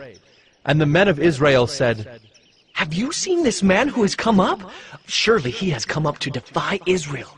And the king will enrich the man who kills him with great riches, and will give him his daughter, and make his father's house free in Israel. And David said to the men who stood by him, What shall be done for the man who kills this Philistine, and takes away the reproach from Israel? For who is this uncircumcised Philistine, that he should defy the armies of the living God? And the people answered him in the same way, So shall it be done to the man who kills him. Now Eliab, his eldest brother, heard when he spoke to the men. And Eliab's anger was kindled against David, and he said, Why have you come down? And with whom have you left those few sheep in the wilderness? I know your presumption and the evil of your heart, for you have come down to see the battle. And David said, What have I done now? Was it not but a word? And he turned away from him toward another, and spoke in the same way, and the people answered him again as before. When the words that David spoke were heard, they repeated them before Saul, and he sent for him. And David said to Saul, Let no man's heart fail because of him. Your servant will go and fight with this Philistine. And Saul said to David, You are not able to go against this Philistine to fight with him, for you are but a youth, and he has been a man of war from his youth. But David said to Saul, Your servant used to keep sheep for his father. And when there came a lion or a bear and took a lamb from the flock, I went after him and struck him and delivered it out of his mouth. And if he arose against me, I caught him by his beard and struck him and killed him. Your servant has struck down both lions and bears, and this uncircumcised Philistine shall be like one of them, for he has defied the armies of the living God. And David said, The Lord who delivered me from the paw of the lion and from the paw of the bear will deliver me from the hand of this Philistine. And Saul said to David, Go, and the Lord be with you.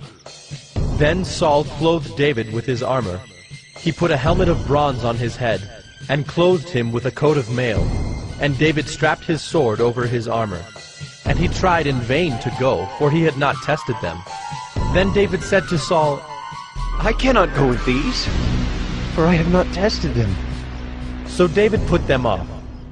Then he took his staff in his hand, and chose 5 smooth stones from the brook, and put them in his shepherd's pouch. His sling was in his hand, and he approached the Philistine. And the Philistine moved forward and came near to David, with his shield-bearer in front of him. And when the Philistine looked and saw David, he disdained him, for he was but a youth, ruddy and handsome in appearance. And the Philistine said to David, Am I a dog, that you come to me with sticks? And the Philistine cursed David by his gods. The Philistine said to David, Come to me, and I will give you flesh to the birds of the air, and to the beasts of the field. Then David said to the Philistine, You come to me with a sword, and with a spear, and with a javelin, but I come to you in the name of the Lord of hosts, the God of the armies of Israel, whom you have defied. This day the Lord will deliver you into my hand, and I will strike you down and cut off your head. And I will give the dead bodies of the host of the Philistines this day to the birds of the air and to the wild beasts of the earth, that all the earth may know that there is a God in Israel, and that all this assembly may know that the Lord saves not with sword and spear, for the battle is the Lord's, and he will give you into our hand. When the Philistine arose and came and drew near to meet David, David ran quickly toward the battle line to meet the Philistine. And David put his hand in his bag, and took out a stone, and slung it, and struck the Philistine on his forehead. The stone sank into his forehead, and he fell on his face to the ground. So David prevailed over the Philistine with a sling and with a stone, and struck the Philistine and killed him. There was no sword in the hand of David. Then David ran and stood over the Philistine, and took his sword, and drew it out of its sheath, and killed him and cut off his head with it. When the Philistines saw that their champion was dead, they fled. And the men of Israel and Judah rose with a shout, and pursued the Philistines as far as Gath and the gates of Ekron, so that the wounded Philistines fell on the way from Shaaraim as far as Gath and Ekron. And the people of Israel came back from chasing the Philistines, and they plundered their camp. And David took the head of the Philistine and brought it to Jerusalem, but he put his armor in his tent. As soon as Saul saw David go out against the Philistine, he said to Abner, the commander of the army, Abner, whose son is this youth? And Abner said, As your soul lives, O king, I do not know. And the king said, Inquire whose son the boy is. And as soon as David returned from the striking down of the Philistine, Abner took him and brought him before Saul with the head of the Philistine in his hand. And Saul said to him, Whose son are you, young man? And David answered, I am the son of your servant Jesse the Bethlehemite.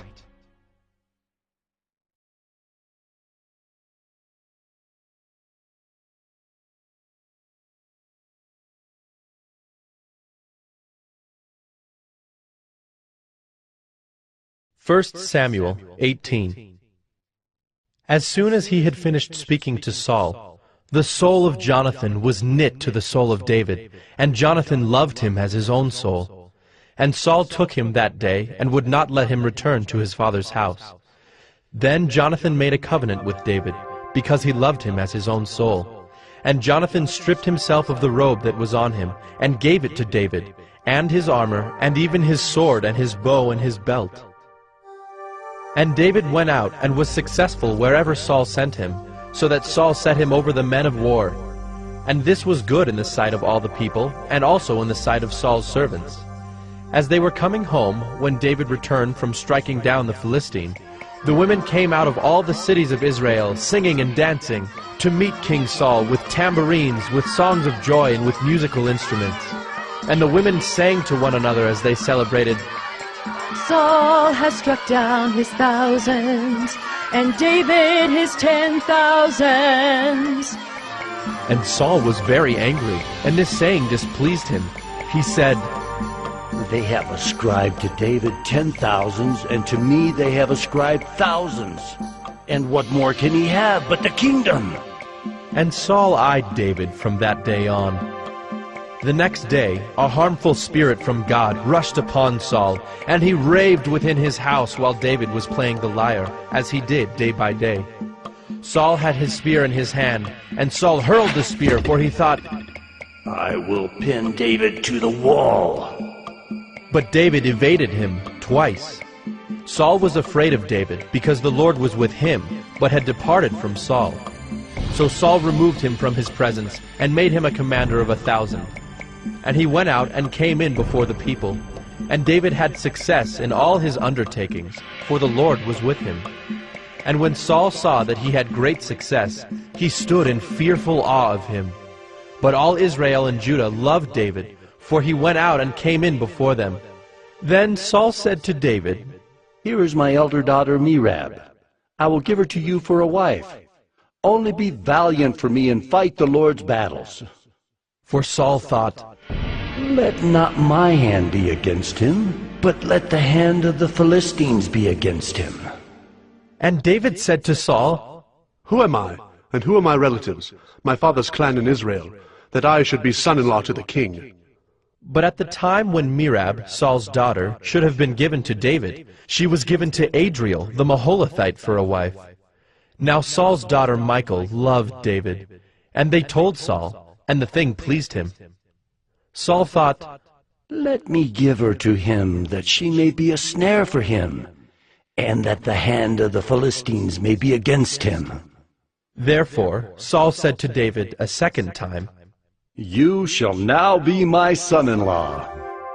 And Saul commanded his servants, Speak to David in private, and say, Behold, the king has delight in you, and all his servants love you. Now then, become the king's son-in-law. And Saul's servants spoke those words in the ears of David. And David said, Does it seem to you a little thing to become the king's son-in-law, since I am a poor man and have no reputation? And the servants of Saul told him, Thus and so did David speak. Then Saul said, Thus shall you say to David, The king desires no bride price, except 100 foreskins of the Philistines, that he may be avenged of the king's enemies. Now Saul thought to make David fall by the hand of the Philistines. And when his servants told David these words, it pleased David well to be the king's son-in-law. Before the time had expired, David arose and went, along with his men, and killed 200 of the Philistines. And David brought their foreskins, which were given in full number to the king, that he might become the king's son-in-law. And Saul gave him his daughter Michal for a wife. But when Saul saw and knew that the Lord was with David, and that Michal, Saul's daughter, loved him, Saul was even more afraid of David. So Saul was David's enemy continually. Then the princes of the Philistines came out to battle, and as often as they came out, David had more success than all the servants of Saul, so that his name was highly esteemed.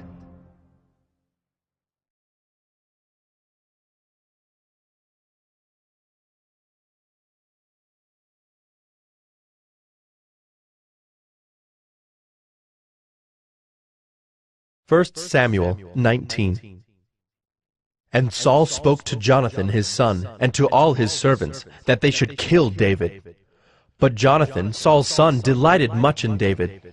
And Jonathan told David, Saul, my father, seeks to kill you. Therefore be on your guard in the morning.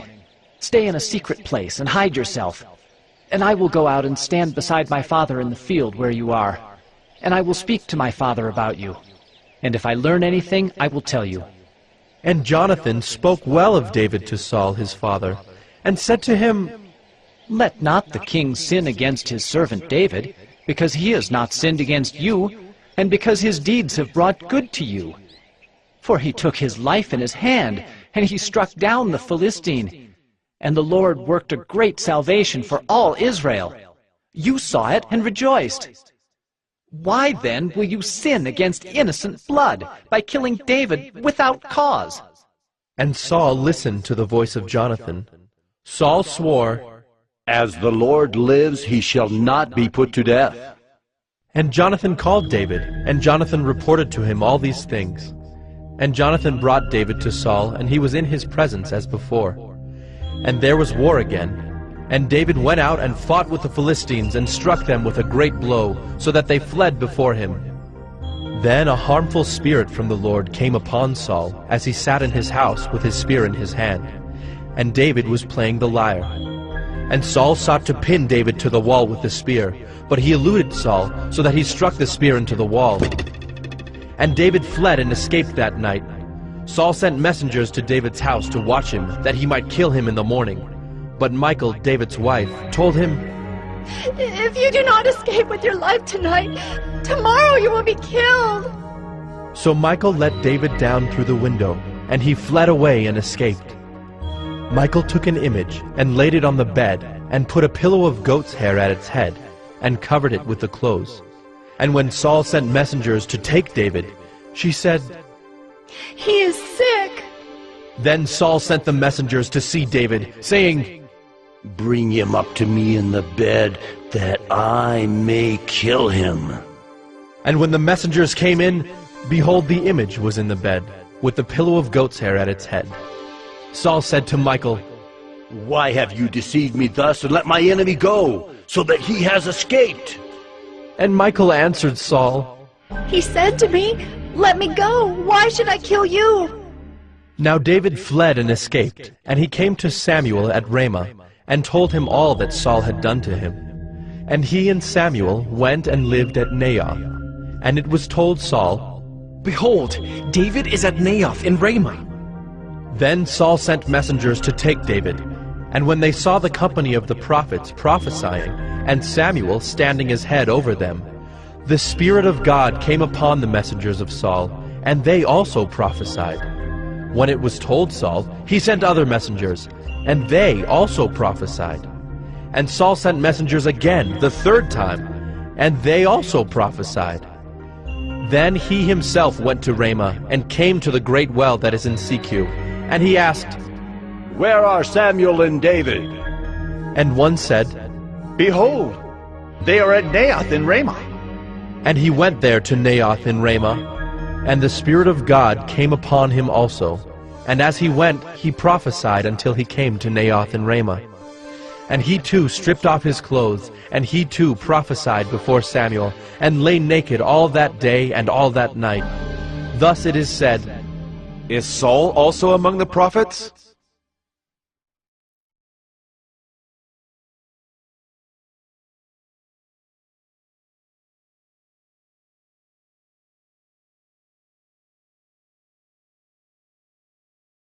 First Samuel 20.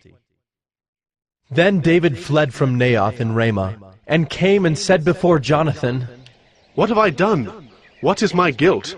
And what is my sin before your father, that he seeks my life? And he said to him, Far from it. You shall not die. Behold, my father does nothing, either great or small, without disclosing it to me. And why should my father hide this from me? It is not so. But David vowed again, saying, Your father knows well that I have found favor in your eyes, and he thinks, Do not let Jonathan know this, lest he be grieved. But truly, as the Lord lives, and as your soul lives, there is but a step between me and death. Then Jonathan said to David, Whatever you say, I will do for you. David said to Jonathan, Behold, tomorrow is the new moon, and I should not fail to sit at table with the king. But let me go, that I may hide myself in the field till the third day at evening. If your father misses me at all, then say, David earnestly asked leave of me to run to Bethlehem his city, for there is a yearly sacrifice there for all the clan. If he says, Good, it will be well with your servant. But if he is angry, then know that harm is determined by him. Therefore deal kindly with your servant, for you have brought your servant into a covenant of the Lord with you.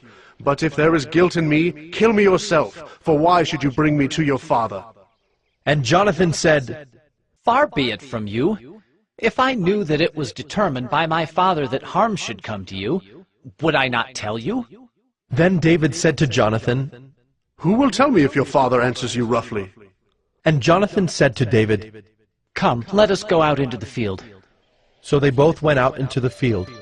And Jonathan said to David, The Lord, the God of Israel, be witness.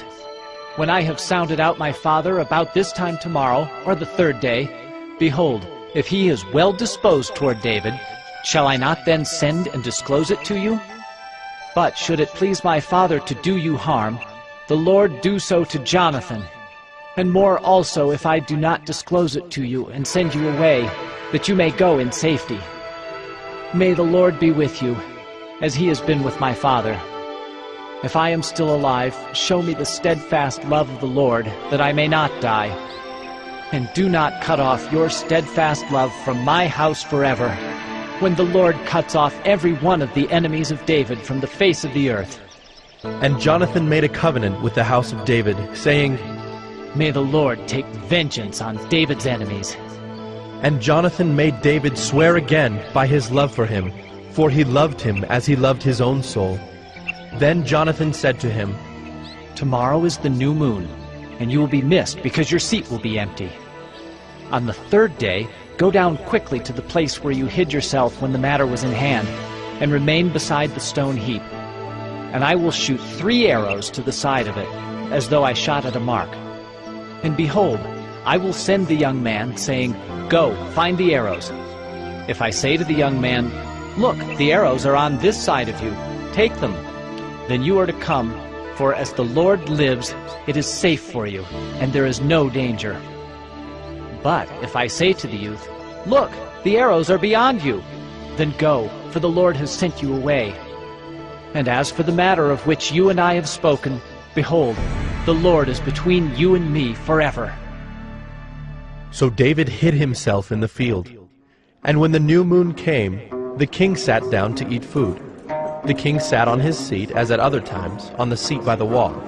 Jonathan sat opposite, and Abner sat by Saul's side. But David's place was empty. Yet Saul did not say anything that day, for he thought, Something has happened to him. He is not clean. Surely he is not clean. But on the second day, the day after the new moon, David's place was empty. And Saul said to Jonathan his son, Why has not the son of Jesse come to the meal, either yesterday or today? Jonathan answered Saul, David earnestly asked leave of me to go to Bethlehem.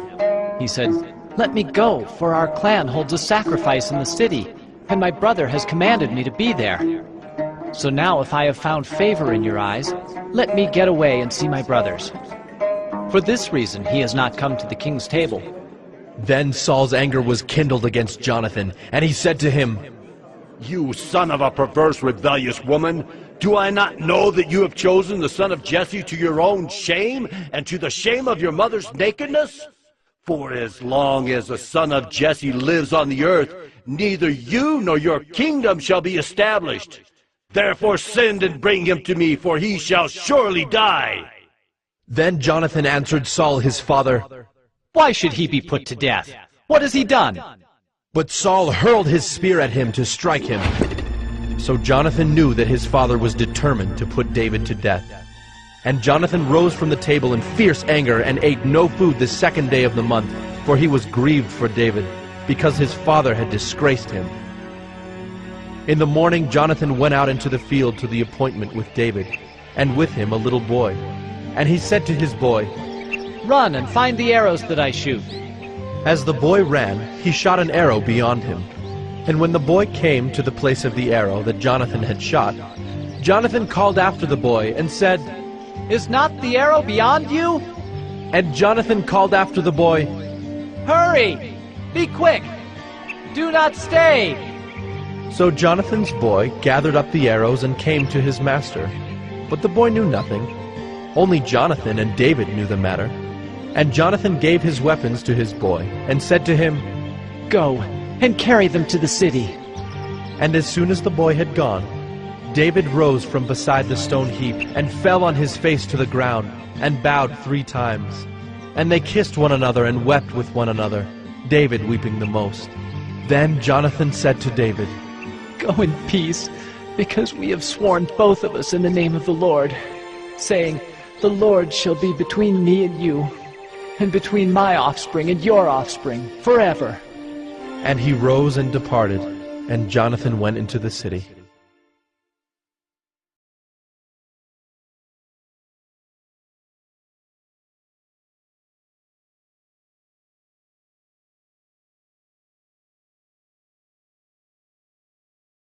First Samuel 21. Then David came to Nob, to Ahimelech the priest. And Ahimelech came to meet David trembling, and said to him, "Why are you alone, and no one with you?" And David said to Ahimelech the priest, "The king has charged me with a matter and said to me, 'Let no one know anything of the matter about which I send you, and with which I have charged you. I have made an appointment with the young men for such and such a place. Now then, what do you have on hand? Give me 5 loaves of bread, or whatever is here." And the priest answered David, "I have no common bread on hand, but there is holy bread, if the young men have kept themselves from women." And David answered the priest, "Truly women have been kept from us as always when I go on an expedition. The vessels of the young men are holy even when it is an ordinary journey. How much more today will their vessels be holy?" So the priest gave him the holy bread, for there was no bread there but the bread of the presence, which is removed from before the Lord, to be replaced by hot bread on the day it is taken away. Now a certain man of the servants of Saul was there that day, detained before the Lord. His name was Doeg the Edomite, the chief of Saul's herdsmen. Then David said to Ahimelech, "Then have you not here a spear or a sword at hand? For I have brought neither my sword nor my weapons with me, because the king's business required haste." And the priest said, "The sword of Goliath the Philistine, whom you struck down in the valley of Elah, behold, it is here wrapped in a cloth behind the ephod. If you will take that, take it, for there is none but that here." And David said, "There is none like that. Give it to me." And David rose and fled that day from Saul, and went to Achish, the king of Gath. And the servants of Achish said to him, "Is not this David the king of the land? Did they not sing to one another of him in dances? Saul has struck down his thousands, and David his 10,000s." And David took these words to heart, and was much afraid of Achish, the king of Gath. So he changed his behavior before them, and pretended to be insane in their hands, and made marks on the doors of the gate, and let his spittle run down his beard. Then Achish said to his servants, "Behold, you see the man is mad. Why then have you brought him to me? Do I lack madmen, that you have brought this fellow to behave as a madman in my presence? Shall this fellow come into my house?"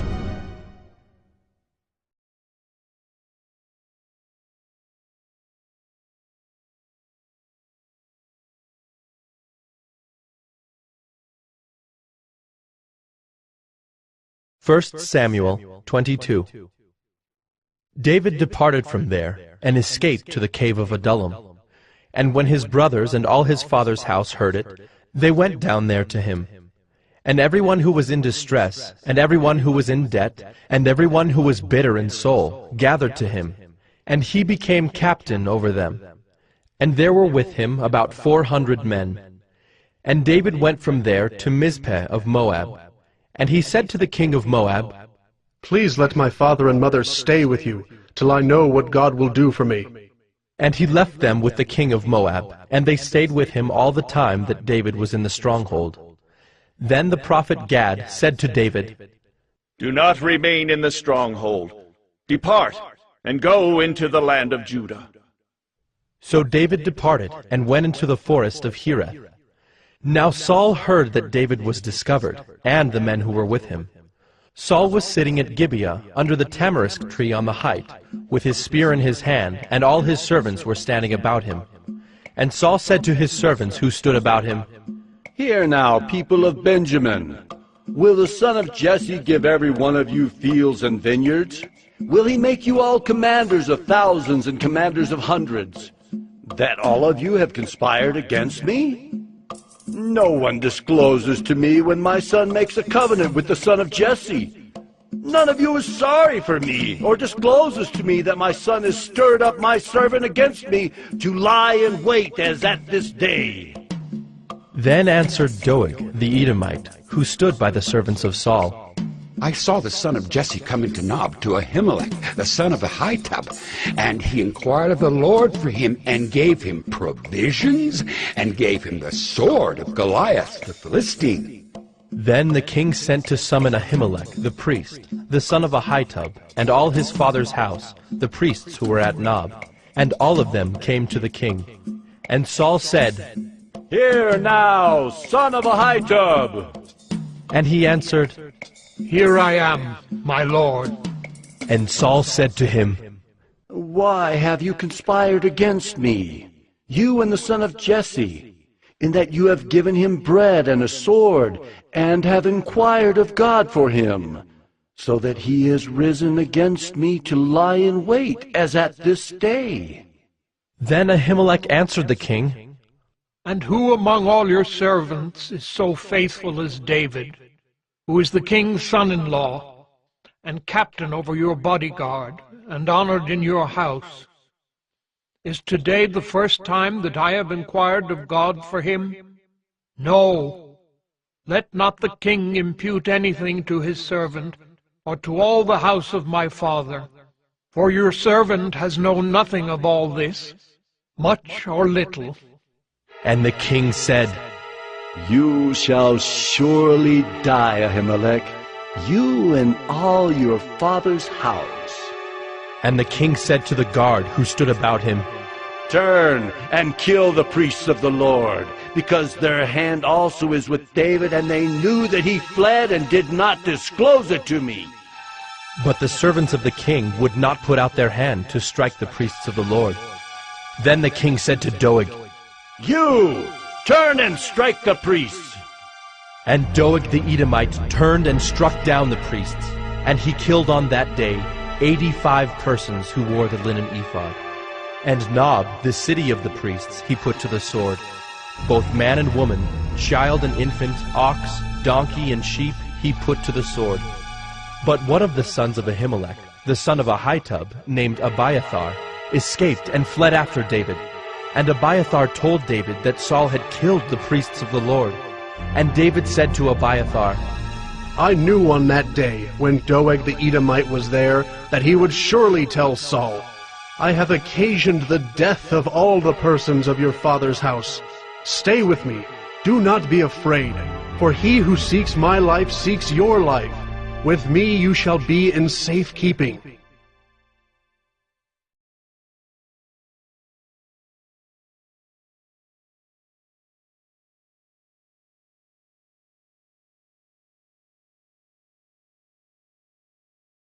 First Samuel 23. Now they told David, Behold, the Philistines are fighting against Keilah and are robbing the threshing floors. Therefore David inquired of the Lord, Shall I go and attack these Philistines? And the Lord said to David, Go, and attack the Philistines and save Keilah. But David's men said to him, Behold, we are afraid here in Judah. How much more then if we go to Keilah against the armies of the Philistines? Then David inquired of the Lord again, and the Lord answered him, Arise, go down to Keilah, for I will give the Philistines into your hand. And David and his men went to Keilah, and fought with the Philistines, and brought away their livestock, and struck them with a great blow. So David saved the inhabitants of Keilah. When Abiathar, the son of Ahimelech, had fled to David to Keilah, he had come down with an ephod in his hand. Now it was told Saul that David had come to Keilah, and Saul said, God has given him into my hand, for he has shut himself in by entering a town that has gates and bars. And Saul summoned all the people to war, to go down to Keilah, to besiege David and his men. David knew that Saul was plotting harm against him, and he said to Abiathar the priest, Bring the ephod here. Then said David, O Lord, the God of Israel, your servant has surely heard that Saul seeks to come to Keilah to destroy the city on my account. Will the men of Keilah surrender me into his hand? Will Saul come down, as your servant has heard? O Lord, the God of Israel, please tell your servant. And the Lord said, He will come down. Then David said, Will the men of Keilah surrender me and my men into the hand of Saul? And the Lord said, They will surrender you. Then David and his men, who were about 600, arose and departed from Keilah, and they went wherever they could go. When Saul was told that David had escaped from Keilah, he gave up the expedition. And David remained in the strongholds in the wilderness, in the hill country of the wilderness of Ziph. And Saul sought him every day, but God did not give him into his hand. David saw that Saul had come out to seek his life. David was in the wilderness of Ziph at Horesh, and Jonathan, Saul's son, rose and went to David at Horesh, and strengthened his hand in God. And he said to him, Do not fear, for the hand of Saul my father shall not find you. You shall be king over Israel, and I shall be next to you. Saul my father also knows this. And the two of them made a covenant before the Lord. David remained at Horesh, and Jonathan went home. Then the Ziphites went up to Saul at Gibeah, saying, Is not David hiding among us in the strongholds at Horesh, on the hill of Hakeilah, which is south of Jeshimon? Now come down, O king, according to all your heart's desire to come down, and our part shall be to surrender him into the king's hand. And Saul said, May you be blessed by the Lord, for you have had compassion on me. Go, make yet more sure. Know and see the place where his foot is, and who has seen him there, for it is told me that he is very cunning. See therefore and take note of all the lurking places where he hides, and come back to me with sure information. Then I will go with you. And if he is in the land, I will search him out among all the thousands of Judah. And they arose and went to Ziph, ahead of Saul. Now David and his men were in the wilderness of Maon, in the Arabah to the south of Jeshimon. And Saul and his men went to seek him. And David was told, so he went down to the rock and lived in the wilderness of Maon. And when Saul heard that, he pursued after David in the wilderness of Maon. Saul went on one side of the mountain, and David and his men on the other side of the mountain. And David was hurrying to get away from Saul. As Saul and his men were closing in on David and his men to capture them, a messenger came to Saul, saying, Hurry and come, for the Philistines have made a raid against the land. So Saul returned from pursuing after David, and went against the Philistines. Therefore, that place was called the Rock of Escape. And David went up from there, and lived in the strongholds of En-Gedi.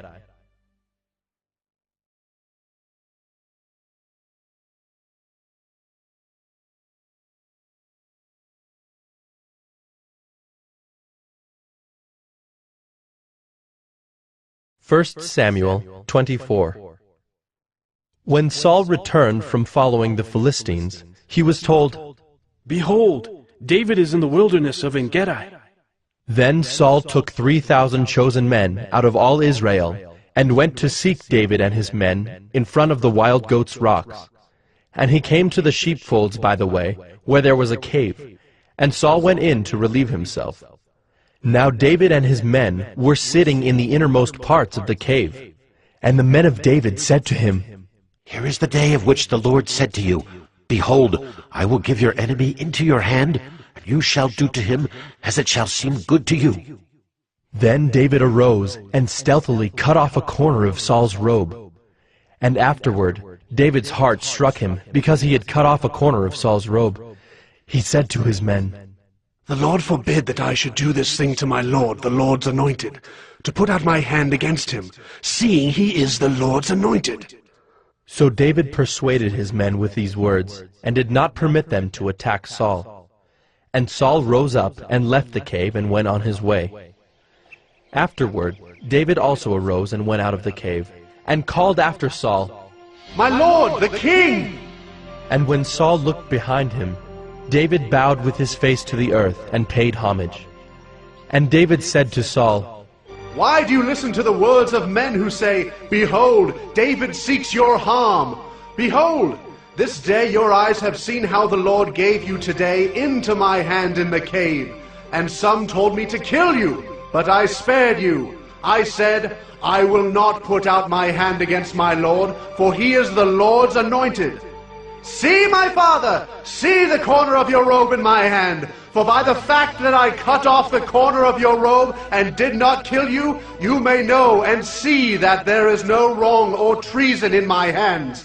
I have not sinned against you, though you hunt my life to take it.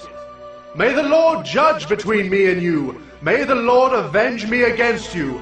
But my hand shall not be against you. As the proverb of the ancients says, Out of the wicked comes wickedness, but my hand shall not be against you. After whom has the King of Israel come out? After whom do you pursue? After a dead dog? After a flea? May the Lord therefore be judge and give sentence between me and you, and see to it, and plead my cause, and deliver me from your hand. As soon as David had finished speaking these words to Saul, Saul said, Is this your voice, my son David? And Saul lifted up his voice and wept. He said to David, You are more righteous than I, for you have repaid me good, whereas I have repaid you evil. And you have declared this day how you have dealt well with me, in that you did not kill me when the Lord put me into your hands. For if a man finds his enemy, will he let him go away safe? So may the Lord reward you with good for what you have done to me this day.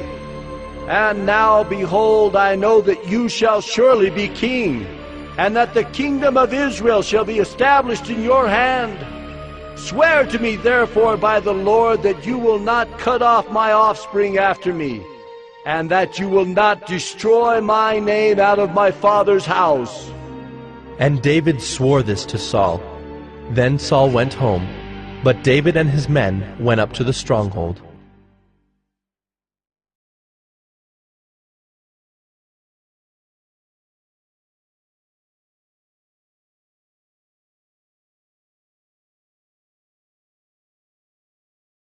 First Samuel 25.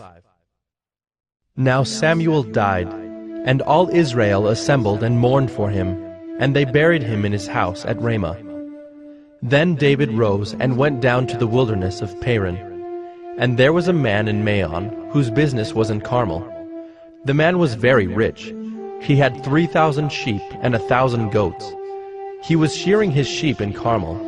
Now the name of the man was Nabal, and the name of his wife Abigail. The woman was discerning and beautiful, but the man was harsh and badly behaved. He was a Calebite. David heard in the wilderness that Nabal was shearing his sheep. So David sent 10 young men, and David said to the young men, Go up to Carmel, and go to Nabal and greet him in my name, and thus you shall greet him. Peace be to you, and peace be to your house, and peace be to all that you have. I hear that you have shearers. Now your shepherds have been with us, and we did them no harm, and they missed nothing all the time they were in Carmel.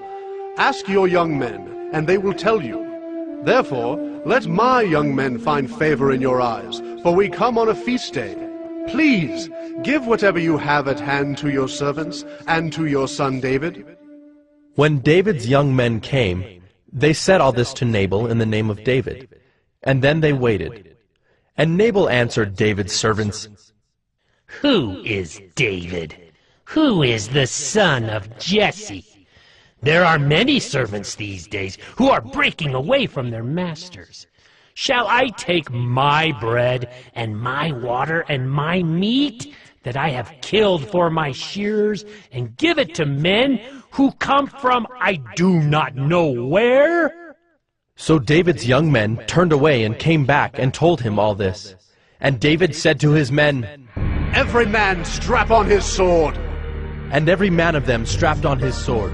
David also strapped on his sword. And about 400 men went up after David, while 200 remained with the baggage. But one of the young men told Abigail, Nabal's wife, Behold, David sent messengers out of the wilderness to greet our master, and he railed at them. Yet the men were very good to us, and we suffered no harm, and we did not miss anything when we were in the fields, as long as we went with them. They were a wall to us both by night and by day, all the while we were with them keeping the sheep.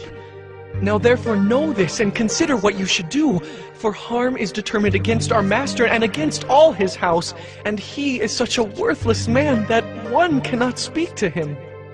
Then Abigail made haste, and took 200 loaves, and 2 skins of wine, and 5 sheep already prepared, and 5 seahs of parched grain, and 100 clusters of raisins, and 200 cakes of figs, and laid them on donkeys. And she said to her young men, Go on before me. Behold, I come after you. But she did not tell her husband Nabal.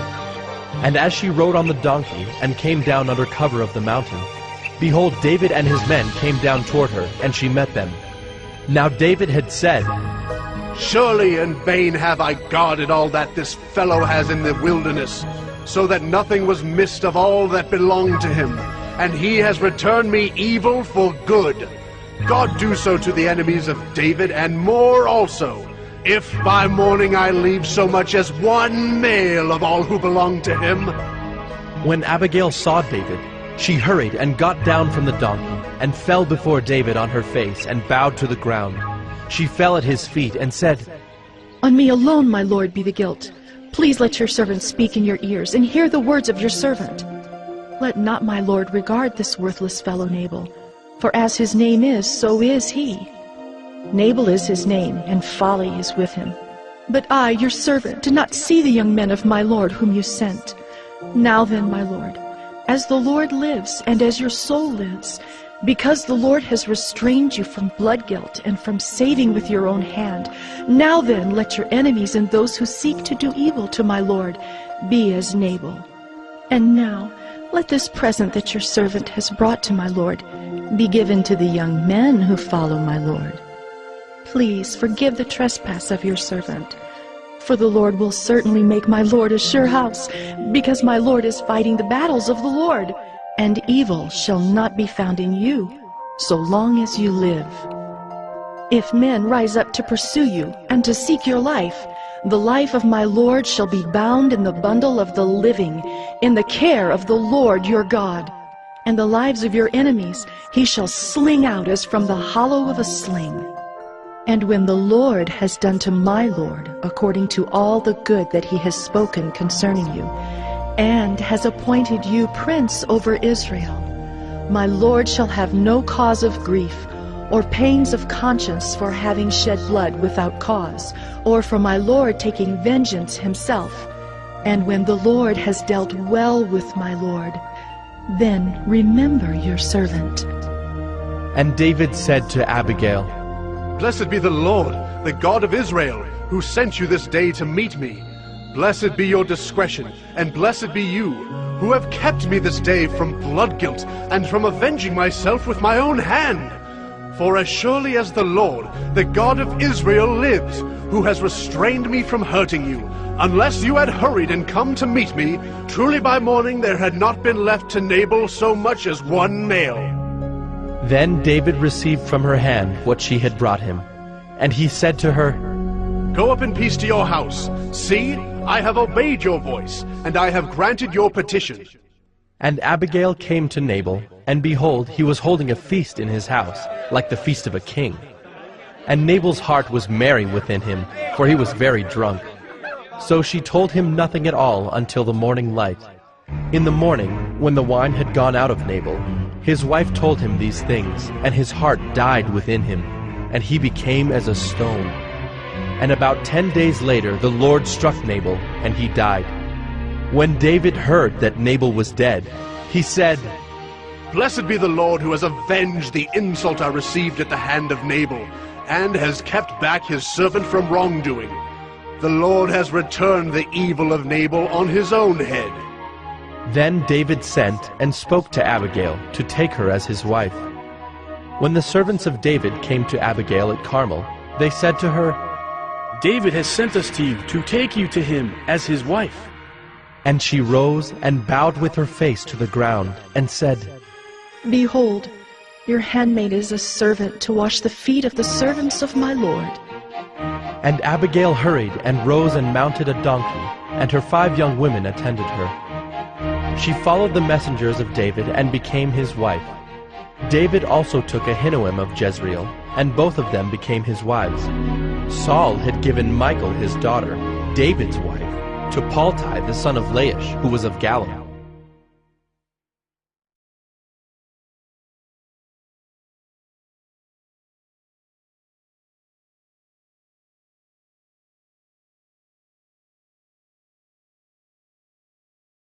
First Samuel 26.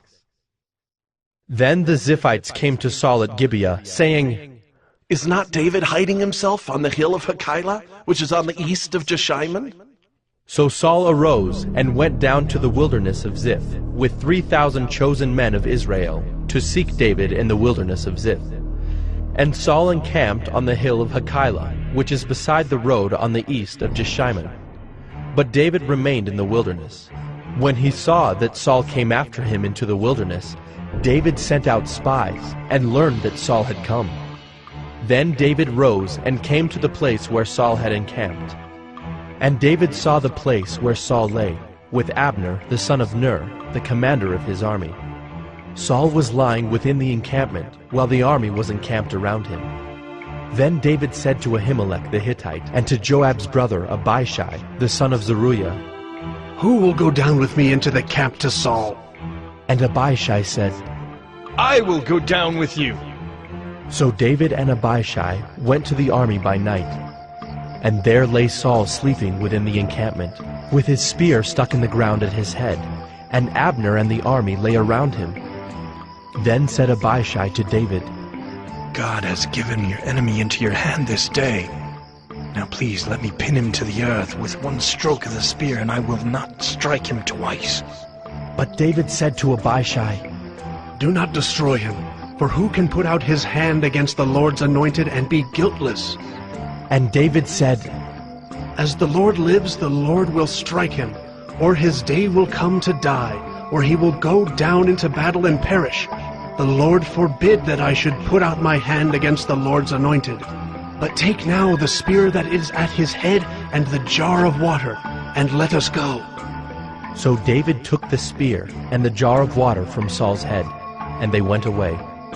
No man saw it or knew it, nor did any awake, for they were all asleep, because a deep sleep from the Lord had fallen upon them. Then David went over to the other side, and stood far off on the top of the hill, with a great space between them. And David called to the army, and to Abner the son of Ner, saying, Will you not answer, Abner? Then Abner answered, Who are you who calls to the king? And David said to Abner, Are you not a man? Who is like you in Israel? Why then have you not kept watch over your lord the king? For one of the people came in to destroy the king your lord. This thing that you have done is not good. As the Lord lives, you deserve to die. because you have not kept watch over your Lord, the Lord's anointed. And now see where the king's spear is, and the jar of water that was at his head? Saul recognized David's voice and said, "Is this your voice, my son David?" And David said, "It is my voice, my lord, O king." And he said, "Why does my lord pursue after his servant? For what have I done? What evil is on my hands? Now therefore let my lord the king hear the words of his servant. If it is the Lord who has stirred you up against me, may he accept an offering. But if it is men, may they be cursed before the Lord. For they have driven me out this day, that I should have no share in the heritage of the Lord, saying, 'Go serve other gods.' Now therefore, let not my blood fall to the earth away from the presence of the Lord, for the king of Israel has come out to seek a single flea, like one who hunts a partridge in the mountains." Then Saul said, "I have sinned. Return, my son David, for I will no more do you harm, because my life was precious in your eyes this day. Behold, I have acted foolishly, and have made a great mistake." And David answered and said, "Here is the spear, O king. Let one of the young men come over and take it.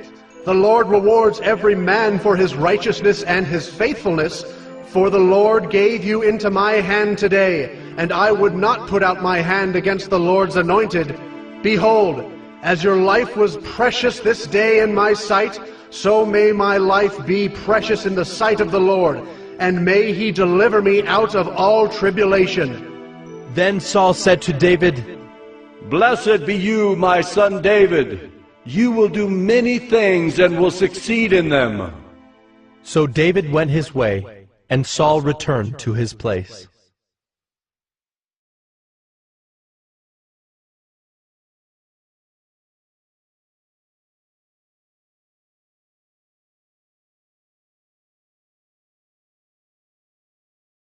First Samuel 27. Then David said in his heart, "Now I shall perish one day by the hand of Saul. There is nothing better for me than that I should escape to the land of the Philistines. Then Saul will despair of seeking me any longer within the borders of Israel, and I shall escape out of his hand." So David arose and went over, he and the 600 men who were with him, to Achish, the son of Maoch, king of Gath. And David lived with Achish at Gath, he and his men, every man with his household. And David with his 2 wives, Ahinoam of Jezreel and Abigail of Carmel, Nabal's widow. And when it was told Saul that David had fled to Gath, he no longer sought him. Then David said to Achish, "If I have found favor in your eyes, let a place be given me in one of the country towns, that I may dwell there. For why should your servant dwell in the royal city with you?" So that day Achish gave him Ziklag. Therefore Ziklag has belonged to the kings of Judah to this day. And the number of the days that David lived in the country of the Philistines was 1 year and 4 months.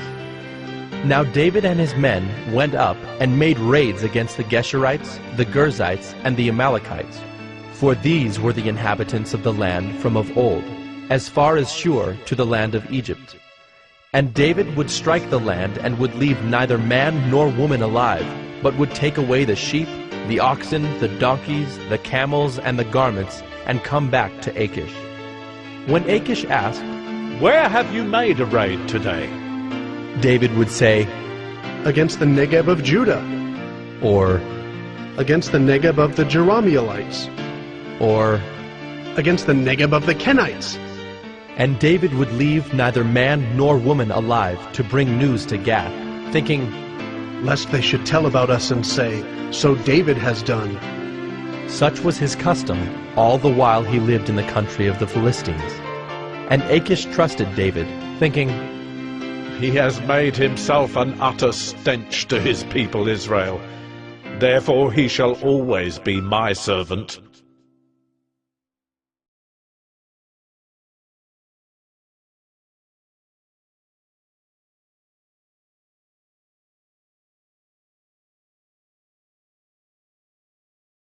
1 Samuel 28. In those days the Philistines gathered their forces for war to fight against Israel. And Achish said to David, "Understand that you and your men are to go out with me in the army." David said to Achish, "Very well, you shall know what your servant can do." And Achish said to David, "Very well, I will make you my bodyguard for life." Now Samuel had died, and all Israel had mourned for him and buried him in Ramah, his own city. And Saul had put the mediums and the necromancers out of the land. The Philistines assembled and came and encamped at Shunem. And Saul gathered all Israel, and they encamped at Gilboa. When Saul saw the army of the Philistines, he was afraid, and his heart trembled greatly. And when Saul inquired of the Lord did not answer him, either by dreams, or by Urim, or by prophets. Then Saul said to his servants, "Seek out for me a woman who is a medium, that I may go to her and inquire of her." And his servants said to him, "Behold, there is a medium at Endor." So Saul disguised himself, and put on other garments, and went, he and 2 men with him. And they came to the woman by night. And he said, "Divine for me by a spirit, and bring up for me whomever I shall name to you." The woman said to him, "Surely you know what Saul has done, how he has cut off the mediums and the necromancers from the land. Why then are you laying a trap for my life to bring about my death?" But Saul swore to her by the Lord, "As the Lord lives, no punishment shall come upon you for this thing." Then the woman said, "Whom shall I bring up for you?" He said, "Bring up Samuel for me." When the woman saw Samuel, she cried out with a loud voice. And the woman said to Saul, "Ah! Why have you deceived me? You are Saul." The king said to her, "Do not be afraid. What do you see?" And the woman said to Saul, "I see a god coming up out of the earth." He said to her, "What is his appearance?" And she said, "An old man is coming up, and he is wrapped in a robe." And Saul knew that it was Samuel, and he bowed with his face to the ground and paid homage. Then Samuel said to Saul, "Why have you disturbed me by bringing me up?" Saul answered, "I am in great distress, for the Philistines are warring against me, and God has turned away from me and answers me no more, either by prophets or by dreams. Therefore I have summoned you to tell me what I shall do." And Samuel said, "Why then do you ask me, since the Lord has turned from you and become your enemy? The Lord has done to you as he spoke by me, for the Lord has torn the kingdom out of your hand and given it to your neighbor David, because you did not obey the voice of the Lord and did not carry out his fierce wrath against Amalek. Therefore the Lord has done this thing to you this day. Moreover, the Lord will give Israel also with you into the hand of the Philistines. And tomorrow you and your sons shall be with me. The Lord will give the army of Israel also into the hand of the Philistines." Then Saul fell at once, full length on the ground, filled with fear because of the words of Samuel. And there was no strength in him, for he had eaten nothing all day and all night. And the woman came to Saul, and when she saw that he was terrified, she said to him, "Behold, your servant has obeyed you. I have taken my life in my hands and have listened to what you have said to me. Now, therefore, you also obey your servant. Let me set a morsel of bread before you, and eat, that you may have strength when you go on your way." He refused and said, I will not eat. But his servants, together with the woman, urged him, and he listened to their words. So he arose from the earth and sat on the bed. Now the woman had a fattened calf in the house, and she quickly killed it. And she took flour and kneaded it, and baked unleavened bread of it. And she put it before Saul and his servants, and they ate. Then they rose and went away that night.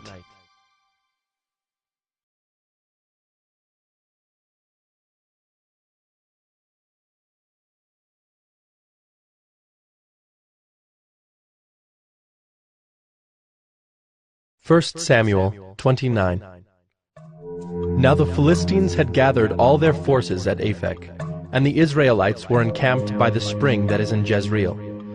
As the lords of the Philistines were passing on by hundreds and by thousands, and David and his men were passing on in the rear with Achish, the commanders of the Philistines said, "What are these Hebrews doing here?"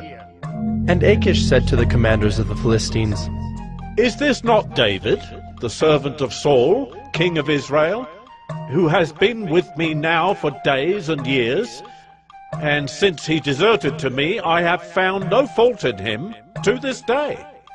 But the commanders of the Philistines were angry with him, and the commanders of the Philistines said to him, "Send the man back, that he may return to the place to which you have assigned him. He shall not go down with us to battle, lest in the battle he become an adversary to us. For how could this fellow reconcile himself to his Lord? Would it not be with the heads of the men here? Is not this David of whom they sing to one another in dances? Saul has struck down his thousands, and David his 10,000s. Then Achish called David and said to him, "As the Lord lives, you have been honest, and to me it seems right that you should march out and in with me in the campaign. For I have found nothing wrong in you from the day of your coming to me to this day. Nevertheless, the lords do not approve of you. So go back now and go peaceably, that you may not displease the lords of the Philistines." And David said to Achish, "But what have I done? What have you found in your servant from the day I entered your service until now, that I may not go and fight against the enemies of my lord the king?" And Achish answered David and said, "I know that you are as blameless in my sight as an angel of God. Nevertheless, the commanders of the Philistines have said, 'He shall not go up with us to the battle.' Now then, rise early in the morning with the servants of your Lord who came with you, and start early in the morning, and depart as soon as you have light." So David set out with his men early in the morning to return to the land of the Philistines. But the Philistines went up to Jezreel.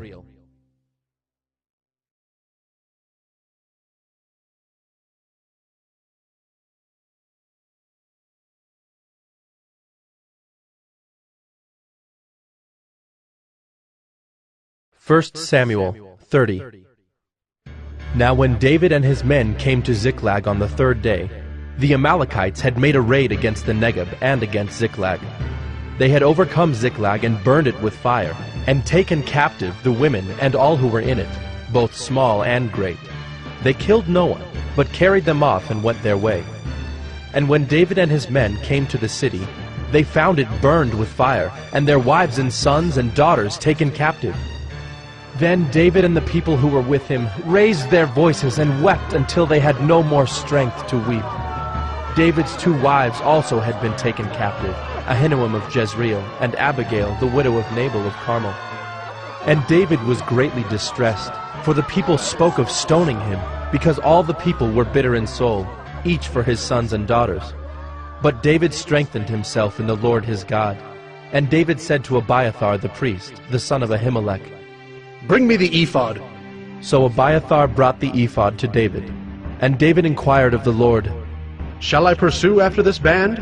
Shall I overtake them?"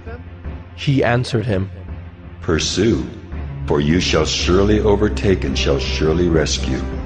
So David set out, and the 600 men who were with him, and they came to the brook Besor, where those who were left behind stayed.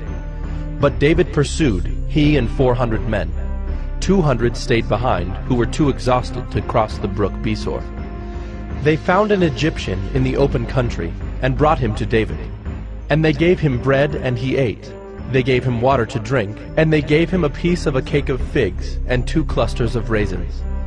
And when he had eaten, his spirit revived, for he had not eaten bread or drunk water for 3 days and 3 nights.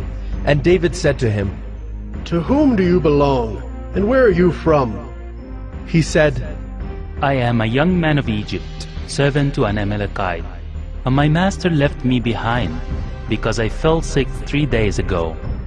We had made a raid against the Negev of the Kerethites, and against that which belongs to Judah, and against the Negev of Caleb, and we burned Ziklag with fire." And David said to him, "Will you take me down to this band?" And he said, "Swear to me by God that you will not kill me, or deliver me into the hands of my master, and I will take you down to this band." And when he had taken him down, behold, they were spread abroad over all the land, eating and drinking and dancing, because of all the great spoil they had taken from the land of the Philistines and from the land of Judah. And David struck them down from twilight until the evening of the next day, and not a man of them escaped, except 400 young men, who mounted camels and fled. David recovered all that the Amalekites had taken, and David rescued his 2 wives. Nothing was missing, whether small or great, sons or daughters, spoil or anything that had been taken. David brought back all. David also captured all the flocks and herds, and the people drove the livestock before him, and said, "This is David's spoil." Then David came to the 200 men who had been too exhausted to follow David, and who had been left at the brook Besor. And they went out to meet David, and to meet the people who were with him. And when David came near to the people, he greeted them. Then all the wicked and worthless fellows among the men who had gone with David said, "Because they did not go with us, we will not give them any of the spoil that we have recovered, except that each man may lead away his wife and children and depart." But David said, "You shall not do so, my brothers, with what the Lord has given us. He has preserved us and given into our hand the band that came against us. Who would listen to you in this matter? For as his share is who goes down into the battle, so shall his share be who stays by the baggage. They shall share alike." And he made it a statute and a rule for Israel from that day forward to this day. When David came to Ziklag, he sent part of the spoil to his friends, the elders of Judah, saying, "Here is a present for you from the spoil of the enemies of the Lord." It was for those in Bethel, in Ramoth of the Negeb, in Jadar, in Aroer, in Siphmoth in Eshtemoa, in Rachel, in the cities of the Jerahmeelites, in the cities of the Kenites, in Hormah, in Bor-Ashan, in Athak, in Hebron, for all the places where David and his men had roamed.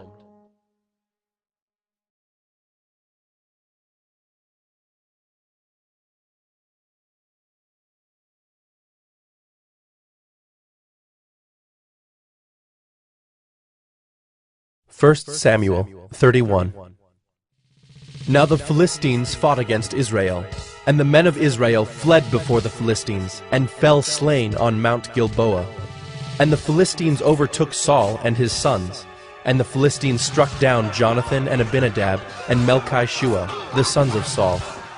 The battle pressed hard against Saul, and the archers found him, and he was badly wounded by the archers. Then Saul said to his armor-bearer, "Draw your sword, and thrust me through with it, lest these uncircumcised come and thrust me through and mistreat me." But his armor-bearer would not, for he feared greatly. Therefore Saul took his own sword, and fell upon it. And when his armor-bearer saw that Saul was dead, he also fell upon his sword, and died with him. Thus Saul died, and his 3 sons, and his armor-bearer, and all his men on the same day together. And when the men of Israel, who were on the other side of the valley, and those beyond the Jordan, saw that the men of Israel had fled, and that Saul and his sons were dead, they abandoned their cities and fled. And the Philistines came and lived in them. The next day, when the Philistines came to strip the slain, they found Saul and his 3 sons fallen on Mount Gilboa. So they cut off his head, and stripped off his armor, and sent messengers throughout the land of the Philistines to carry the good news to the house of their idols, and to the people. They put his armor in the temple of Ashtaroth, and they fastened his body to the wall of Bethshan. But when the inhabitants of Jabesh-Gilead heard what the Philistines had done to Saul, all the valiant men arose and went all night, and took the body of Saul and the bodies of his sons from the wall of Bethshan. And they came to Jabesh and burned them there. And they took their bones and buried them under the tamarisk tree in Jabesh, and fasted 7 days.